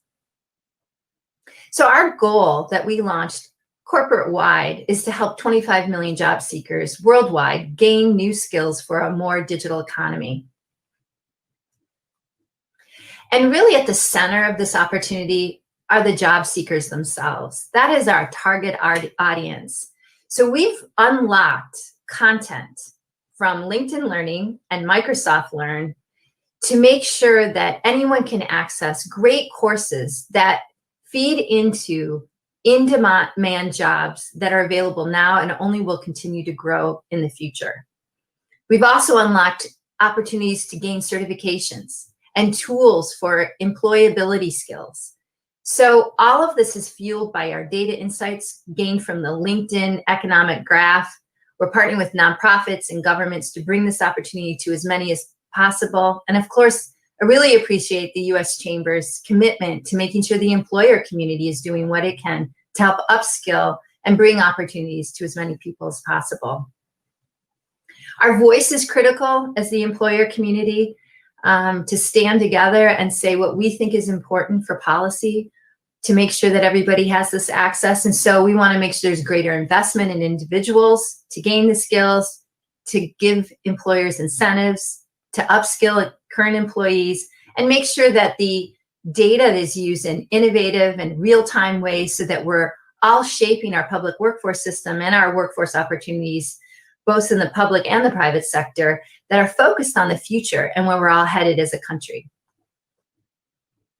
We know simply we just can't do this work alone, and we really appreciate partnerships at the state level, the county level, the local level, with regional chambers of commerce, with state chambers of commerce, with employers, the public sector, to make sure that, again, everybody has this access to the training.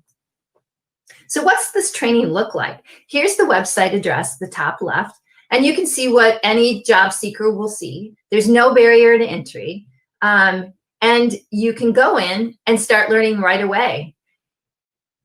Some people are going to start with, how do I use my mouse? And other people are going to start with, I want to be a customer service manager. Another person might want to be a software engineer. All of those things are covered, but what we did is, again, we targeted it to the most in-demand, specifically roles that you see in the center for that particular training. Let's take a quick look at the foundational skills. We call this digital literacy, and it's really helping people collaborate and use content online, make sure that they can take an email and put it in a folder and communicate with loved ones. But think about all the different industries like retail and construction and how much more they're becoming smart buildings, or for retail using remote devices and having to move different inventory data figures on a remote device. Everybody needs this digital literacy training. And again, it's free and unlocked. And once you finish it, you get a certification of completion. Another, again, is the soft skills, more around how do I communicate in the modern workplace. We also have support for making sure people know how to design a great resume online. We also have content around great interview techniques, especially in this digital way of communicating and trying to compete for a job when sometimes some people have never really interacted and tried to compete for jobs in a remote sense. So trying to, again, keep it real time. Where's the economy right now? And how to make sure that this can happen for any person trying to use this job content. Finally, the role-based learning paths, there are 10 of them. 3 of them in particular focus on technology jobs and pathways, including software developer, IT administrator, and data analyst. And the ways that you can help is just by getting involved, using the site, bringing it to your community, contacting Microsoft, making sure that we're working on these things together, and that there are those in your community who could even apply for a grant from Microsoft or other organizations to bring those wraparound services to the forefront. So thanks so much for having me. Here's the website address. There's my email address. Please reach out. And I wish you the best as we all pave this future together.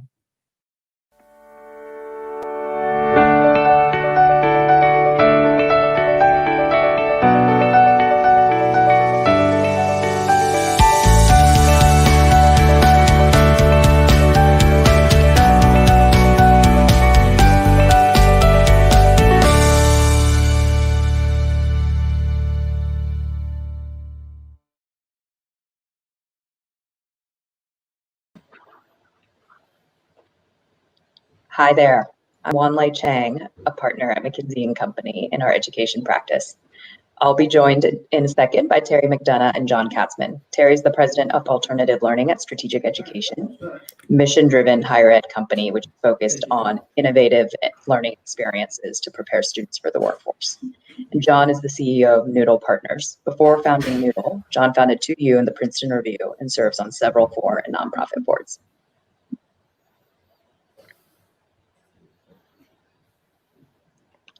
Hi, Terry and John. Thanks for joining. So I thought I'd just tee this up, maybe Terry to you first, but would love, John, your thoughts to the title of this panel, Employer-Sponsored Education Benefits, a Missed Opportunity. Tell us a bit about what exactly is the missed opportunity? Who's missing out? How much value is on the table? Well, I think we're grateful to be part of this forum here, both John and I. Strategic Education through Strayer University and Capella University have served employers for a long time and done it in ways that really have been focused on the labor market challenges that companies are facing. One of the trends that we are aware of is that productivity in the workforce has been trending down. And as we all know, employees are not really getting the skills they need. And we know that skilled workers are those that have opportunities to enroll in education. We've seen evidence that students who are actually enrolled while employed are actually more productive than those that are not. So there's the opportunity to really solve that skills gap. So companies are missing out on lost revenue. This is something that employees are asking for more and more. How can we actually get skills? And we know employers are providing the benefit, but people aren't using it. That's exactly right. Only about 5% of the employees at companies that offer education as a benefit are that offer higher ed as a benefit are taking advantage of it. And I think there are two reasons for that. One, the schools that are made available to them aren't the right schools. They are too far away. Most online learners still study within 50 miles of home, and they're also not great schools a lot of times.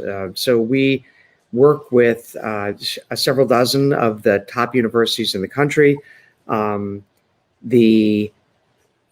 Collectively, we can bring to the table to employees programs that they really want, we think. Yeah, that's great. And maybe a follow-up to you on that, John, is corporate training, at least anecdotally, during a recession is the first thing to get cut. Have you seen that to be true this time around? Any comments on that? We haven't seen that at scale to this point. This really is a K-shaped recovery, and the companies that have knowledge workers are thriving right now and looking to retain those employees and train them for the next for their next promotion. A lot of the companies that have struggled were companies that were generally struggling regardless and not looking to add education benefits. So far, the shape of this recovery is that hasn't happened, but we're keeping our eyes open. Yeah, I mean, I would say it's certainly true that employers have looked at support for learning and development and tuition assistance a little differently. If you look back to the Great Recession, employers' spend on tuition assistance dropped slightly. Learning and development dollars did decrease, but most employers in that period retained the benefit, tuition assistance benefit. And we're actually seeing with most of our partners now, even as they have laid off or furloughed parts of their workforce, they've sustained that tuition assistance benefit. So, there are a couple of partners that Strategic has worked with for a long time who were hit hard by, the pandemic, had to furlough tens of thousands of people, but ensured that they kept the tuition assistance education benefit. And actually, a lot of their employees actually used that benefit during the period in which they weren't working, gained skills, and have come back to the employer with a better set of skills and feel good about that employer partner. The other thing I'd highlight is on the kind of who's missing out here. One thing we know about a lot of frontline and mid-skilled jobs is no secret to those of you kind of listening to this forum today, is there's huge variability in these frontline and mid-skilled jobs. And much of that variability of getting kind of your low performing employee to the median and your median employee to the 80th percentile is a gap that can be solved by skills training and education. And so connecting the right programs, both geographically to the employee base, but also the right programs to suit the skill needs of that employer are one of the things we are aiming to do through the partnership with Noodle. That's great. And maybe, Terry, just to expand on that a little bit, tell us about the Workforce Edge program partnership and why did you decide to partner with Noodle, and how is it different? How is Workforce Edge different from some of the other solutions and platforms that are out there? Yeah, a great question. So for a little context, Strayer University has been around for 125 years, focused on serving working adults. Capella University is a .com startup, about 30 years, focused on online education. Both are predominantly online. And we've always worked with employer partners, large and small, mostly Fortune 1000s, to educate frontline workforce, think customer sales reps, business analysts. And we've recognized that the choice that we can provide in our program is strong, but it's limited. Most employers know that their employee base needs a broad set of choices and programs that are relevant. And while we certainly can drive and support employers' needs through our own programs, we've always been cognizant that we can't fulfill the right choice. So we've been looking for a partner for a long time who has a great network of universities, and we saw that in Noodle. I'll let John talk a little bit about what he sees as a benefit, but Workforce Edge is predominantly a platform that allows an employer and an employee to access their benefits, surface the right set of learning opportunities in our network, Noodle programs and Strayer and Capella programs, and then understand what the ROI is on the back end, because none of those things are really happening at the moment with the current platforms and networks out there. I think that's exactly right. From Noodle's point of view, we had two issues. One, having a partner with some substance and some good technology with an underlying structure of really good programs to join ours into. And second, the shared commitment to lower the cost of higher ed, and rather than set up an expensive toll road, take the savings where we're not chasing after students B2C and spending a fair amount of tuition just on that, and putting it back in terms of financial aid. So between what the corporation can contribute and what the savings are, we can make tuition, far less expensive for students, and that's a win for everybody. Great. And John, just given your past experiences, in particular to you, and in your experience of basically your market making, right? What are some of the challenges you anticipate?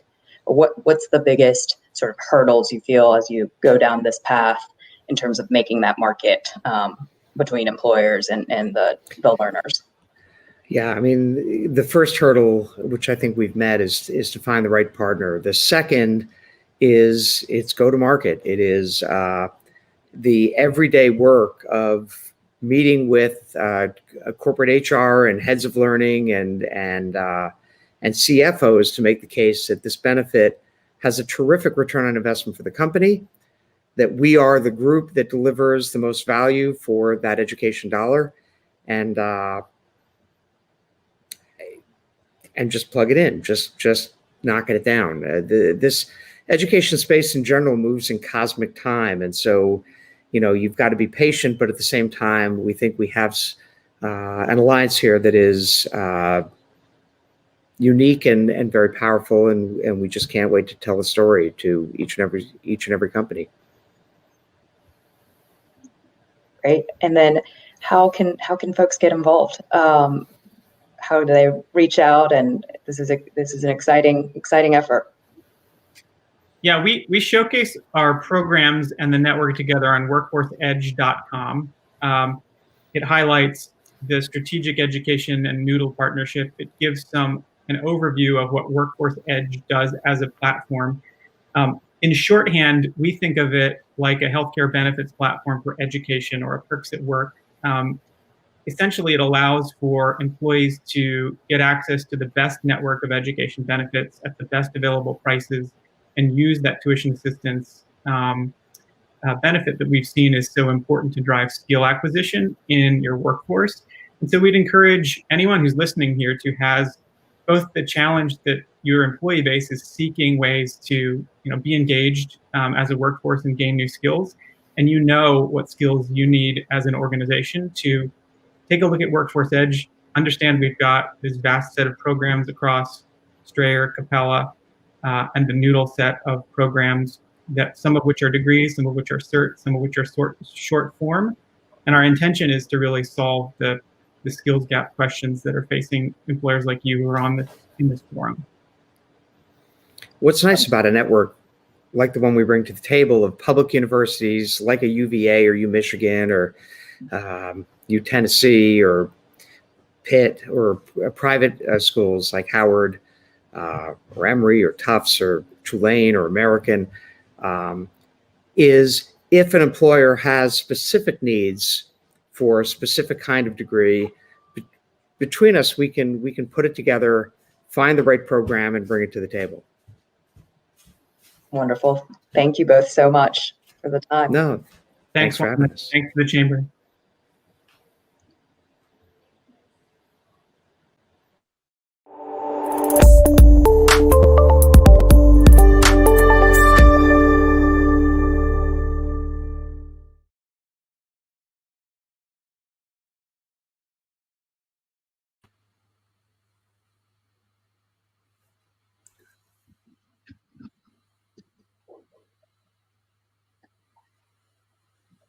Hi, my name is Marty Rogers, and welcome and good afternoon, everyone. And thanks for being with us for our fireside chat on diversity, equity, and inclusion, creating solutions for the opportunity gap. I have the honor of leading Accenture's work in Metro Washington, D.C. and all across the South. And today I am joined by a remarkable educational leader with degrees from Alcorn State and Bowling Green, who has served as the president of San Jacinto College South, and she has also had a distinguished career at NASA before assuming the presidency of St. Philip's College. The entire Alamo Colleges system, of which St. Philip's is a part, has recently received the Malcolm Baldrige Award and the Governor's Award. Dr. Adina Lawson is also extremely active in the community, and she would get a little upset with me if I didn't also mention that she's a very proud AKA. Dr. Lawson, thanks for being with me today, and thanks for joining me to share some good news. We need more good news today and more good news across the board in society. And so thanks for joining me to talk a little bit about how K-12 and higher ed and business can come together in a public-private partnership to form apprenticeship programs and create opportunity and hope and wealth. Thank you. And thank you, Marty. I'm excited to be here with you today and to share with you about this public-private partnership. It's a wonderful opportunity for us here at St. Philip's College.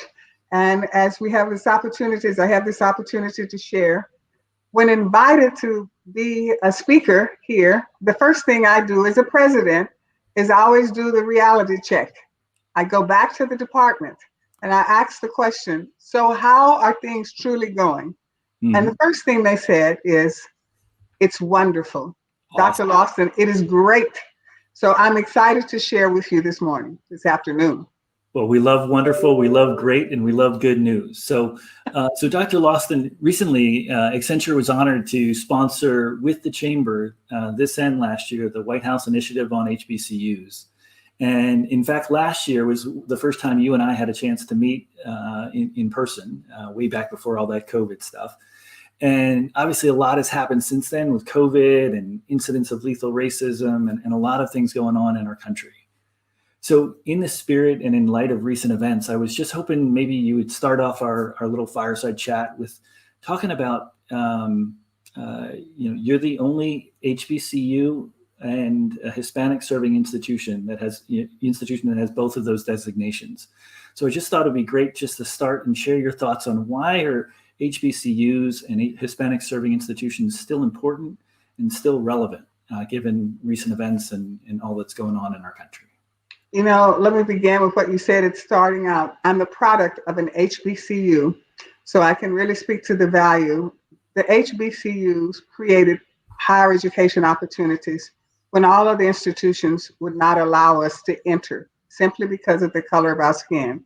The HBCUs have demonstrated that they're even more relevant and more significant today because when you look at the product and the students that they produce, 70% of the professionals are coming out of HBCUs. We provide the wraparound services, we provide the nurturing, and making sure that it's more than just the academics that we're focusing in on. So, as I said earlier, they're most relevant, they continue to be relevant, and given all that is happening right now in our society, sadly, it pushes an increase in enrollment in our HBCUs. And then being in San Antonio, I'm an HSI. We proudly celebrate both of our dual designations, White House designations of being an HBCU and an HSI. So we're supporting the career pathways for students of color. And it is making a tremendous difference for us in our community. And we are providing a great service because one of the things that we do at St. Philip's College is that there are no entry-level requirements. We don't send out rejection letters. Mm-hmm. We take the masses and then we create career opportunities. Yeah, that's so powerful. Thank you for that really powerful response, Dr. Loston. And, you know, I would be remiss if I didn't also mention that I am where I am today and my family is where it is today because of HBCUs. My wife is a proud Howard grad. Her parents were Central State. My grandfather went to Morehouse. And so HBCUs, just like you described, have provided that opportunity, that ladder. Same with the Hispanic serving institutions. They provide that entry ladder for opportunity and for wealth creation and for social mobility. And so thank you again for that powerful response. You know, Dr. Lawson, the other thing that has happened recently is that St. Philip's, and I understand your mascot is the Tiger, so I'm just going to say go Tigers. You were recently recognized as one of the top 100 schools for serving Hispanic students. So congratulations on that. And I noticed as I was prepping for our discussion, and you touched on this in your last response, but the community is part of your mission, right? Like it's baked into who you are and what St. Philip's represents. And so in particular, your mission says that you explicitly state combining educational attainment with career readiness and with being a vital facet of the local community socioeconomically. So can you just talk a little bit about that? I mean, there's this stereotype of higher ed as, you know, the academy and the ivory tower, and we're distant from the community and we're distant, you know, we're not worried about career readiness. We're just worried about academics, right? So talk a little bit about that if you have a. Absolutely. You know, one of the things that we did, and we were even seeking the Governor's Award for Performance Excellence, they asked, what are your core competencies? What are the things that you do best? And we identified 3 core competencies. We talked about programs for students, competency, student success, and supporting student engagement, academic engagement, but then the other was community engagement. That's the third anchor for us at St. Philip's College. We're not an ivory tower. Everything that we do, it's a focus on the community, and it's engaging with our communities where there are opportunities, whether they're academics or there are different programs where we're highlighting events in the community. And we want the community to look to St. Philip's for the various programs, services, activities, initiatives, whatever may be taking place bring it to St. Philip's College, and we'll help support our community in whatever those endeavors are. And so one of our core competencies is community engagement, and we take that very seriously at all levels. Yeah, this is a really powerful and a very differentiated model, and I think there's lots of other higher ed institutions that can learn from that example. And then, Dr. Lawson, about this connecting and seeing kind of inextricably linked this idea of educational attainment and career readiness. Can you talk a little bit about why that's so important at St. Philip's? Well, in terms of, we don't separate the two in terms of educational attainment and career readiness, because all of our programs are anchored to supporting whatever the workforce needs are in our community. We don't operate in a vacuum and saying we'll establish this program and then we'll send you out. No, we anchor to what are the needs, the readiness, the workforce readiness skills that our community is dictating that they necessarily need. And then we anchor our programs, our academic programs, to the needs of our community. We have, all of our programs have advisory committee members. Even we have stretched to have advisory committee members or individuals in our community to help with us in informing what is happening, not only on the workforce side, but on the academic side. So we stay anchored and reality-based, if you will, in terms of where our students are going to be employed, because the majority of them are going to work in our community. And so we want them to be prepared. And in addition to that, even when we're talking about transferring to the universities, because with our heavily workforce programs, we have over a 90% job placement rate. Wow. And so all of our students, I say everybody that wants to work is working. Among the Alamo colleges, we have the highest job placement rate because we are truly anchored to the workforce skills that the business and industries in our community are saying are so vitally important to them. And they help us to develop the curriculum that the students are going to follow. And then the same is true when we even track the students that are in academic programs, transfer programs, and where they're working and how successful they are. So all of that, these are not mutually exclusive, but they are intertwined, and we engage, we encourage our students to be anchored in the community, giving them externships, internships, job shadowing opportunities. All of those are possibilities for helping them to learn what the industry and what the employer is going to expect. And so we have that, quite a bit of that in our programs, in all of our programs. That's fantastic. And that's a great lead in, Dr. Lawson, to the next part of our conversation. And I love the 90% job placement.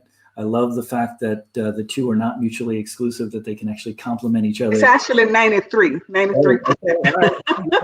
The more good news we can get, all the better. Every percentage counts. So yes. And then I also just love the reality-based curriculum. That's just fantastic. Mm-hmm. So Dr. Lawson, also part of the reason we're together today is that we've had a couple of really great partnerships and programs that we've ventured in on together. And that have benefited from your leadership and from St. Philip's great academic track record.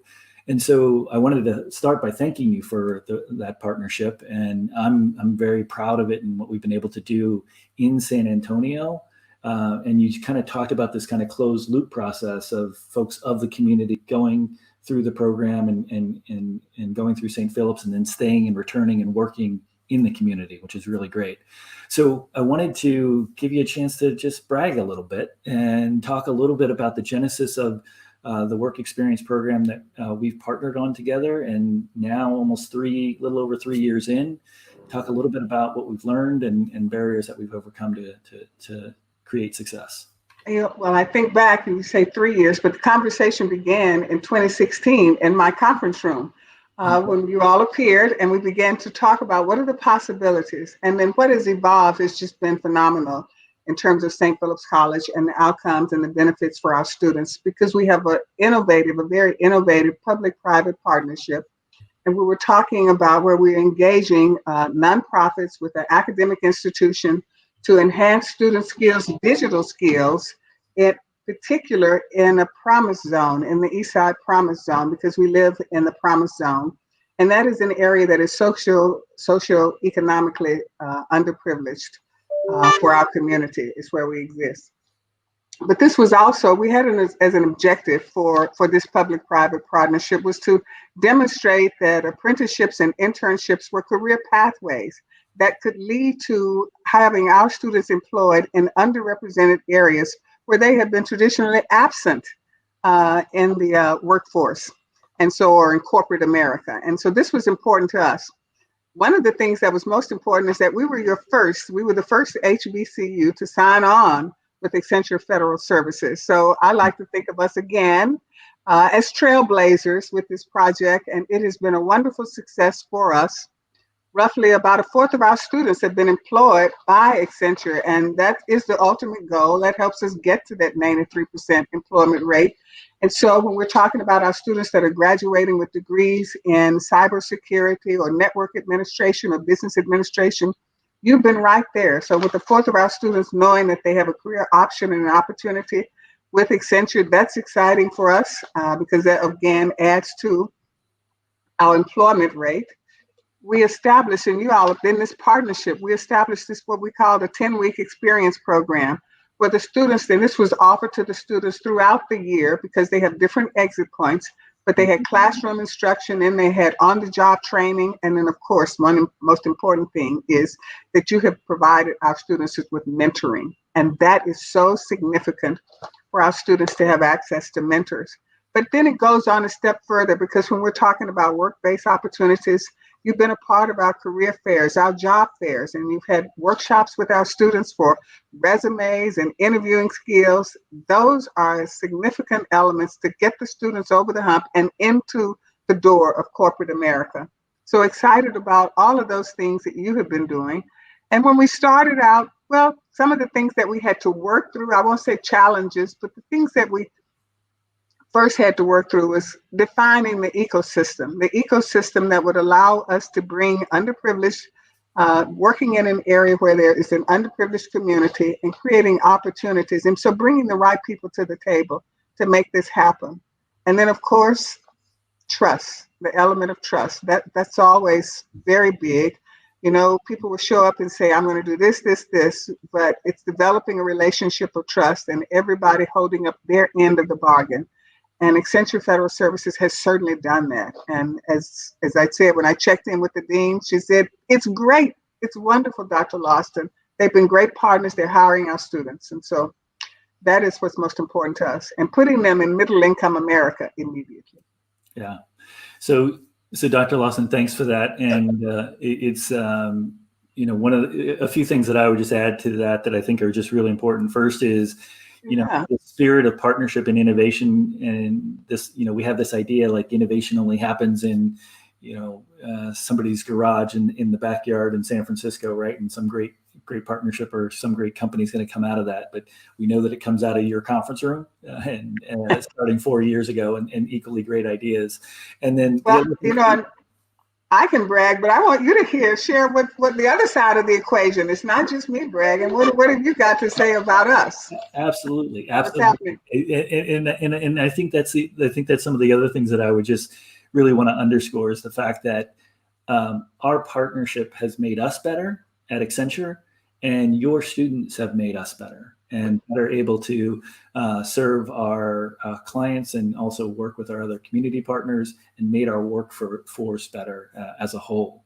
And one of the things just to really underscore, Dr. Lawson, that for us has, as well as yourself, been really exciting, and you alluded to it, is this idea of, you know, in the East Side Promise Zone, where St. Philip's is located, you know, the average family household income is $29,000, and the average person coming out of the program now is making around $50,000 on average. Yes, that huge jump. You talked about it as a jump to being part of the middle class, middle income, and that's super important. And then the other key thing to underscore is cyber and digital. It's about not just a job, it's about a career, right? And having that whole career ladder.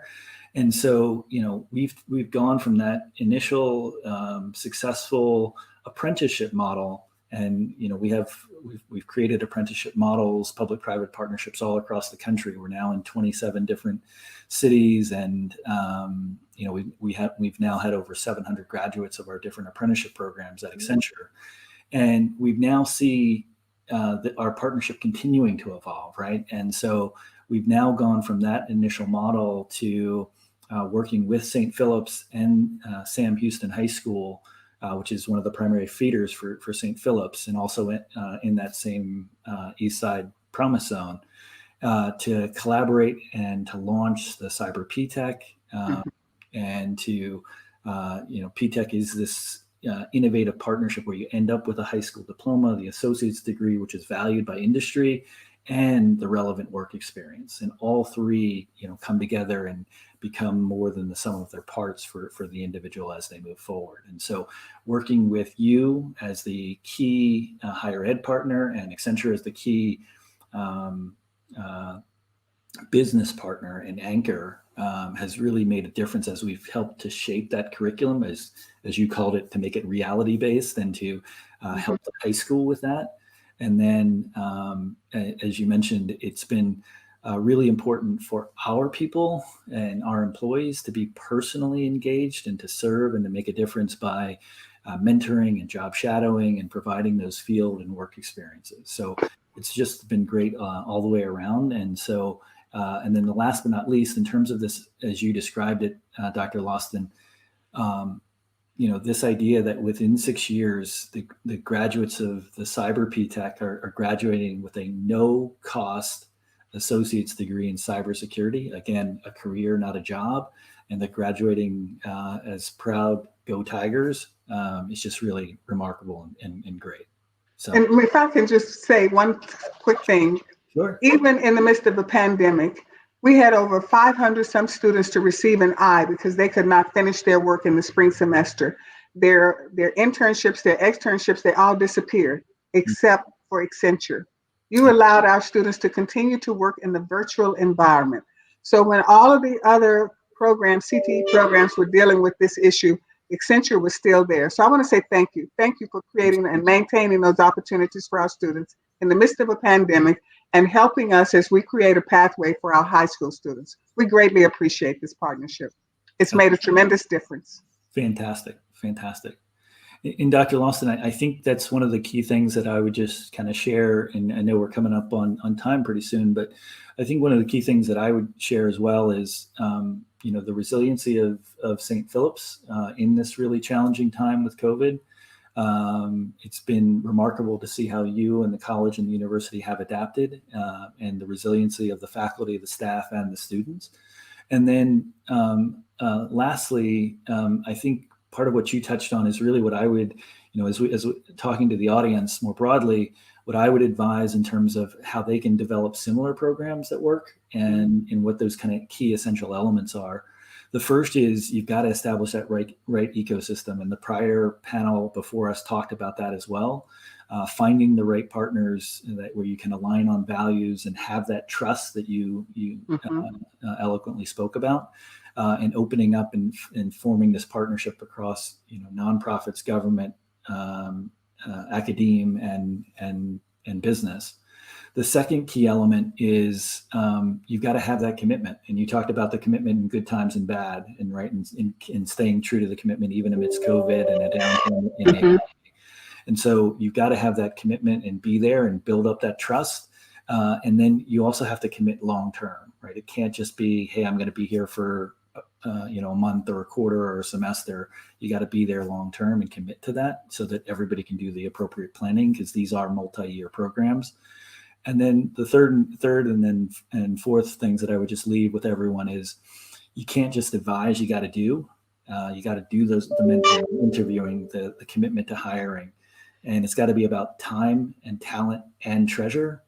And that you have to look at all the different parties, higher ed, government, nonprofit, and the business community as equals that are in this singular purpose of serving these really amazing students, and helping provide that way out and that way up.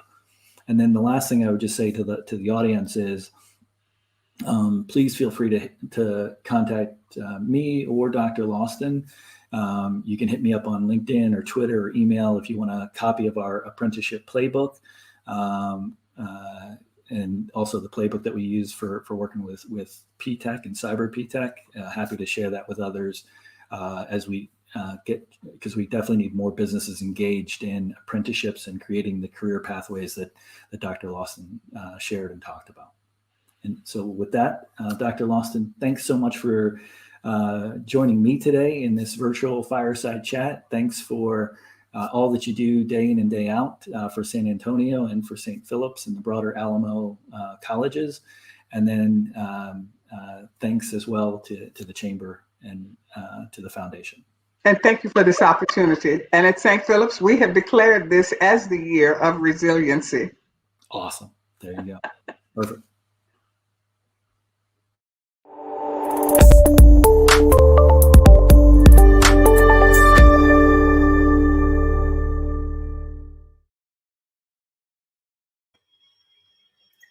Good afternoon, and thank you all for joining us today. Our goal is obviously to talk about all of these issues in light of COVID, but more importantly, to talk about how everything from childcare to workforce training is fundamentally changing as a result, so we can begin to move talent forward together.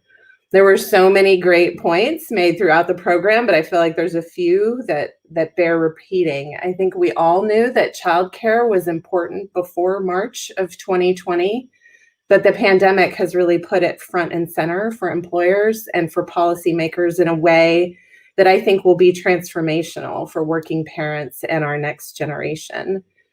The pandemic is really revealing for us, as Todd Rose said, quote, the profound inadequacy of a one-size-fits-all K-12 system. All kids learning the same way and at the same time doesn't really serve anyone well. And when parents are given a choice, they want something different. That was really struck me as such a wonderful opportunity for all of us to work together to develop that something different that puts people first and avoid, as Mark said, snapping back to an old system. And also the pandemic has accelerated a focus on skills-based workforce system. We've been talking about this for quite a while. This idea that skills are the currency of the future, but we need a system that supports that idea if employers are to make decisions based on that information. And it's clear that we're moving to a place where all learning counts, not just the learning associated with a degree. And companies like IBM and Walmart, Accenture and their partners, the Greater Houston Partnership, along with our colleagues at the Chamber Foundation, are really making this a reality. And as the Chamber and the Chamber Foundation, we're obviously very focused on the employer community and how business is solving problems. We were charged today several times to take action along a number of fronts, and we're reminded that the business community has an enormous opportunity to impact transformational change. As business leaders, you have a role to play. Your partnership is critical. But oftentimes the business community is too passive, too quiet, too accepting, as Secretary Duncan said. Be a partner, but also be a critical friend. And as I mentioned to both secretaries, we at the Chamber are committed to all of these issues, both from a policy perspective, but also committed to working with partners all over the country to create that systemic change. And I invite all of you to join us in this work. I can't close today without thanking our sponsors, both Walmart and the DeBruce Foundation, for making this event possible. Thank you so much. And a huge thank you to the team that sits behind this screen and makes it all seem effortless, especially Libby Goodell, who has spent her life for the past few months focused on making this event go off without a hitch. And finally, thank you all for spending your afternoon with us. We appreciate it.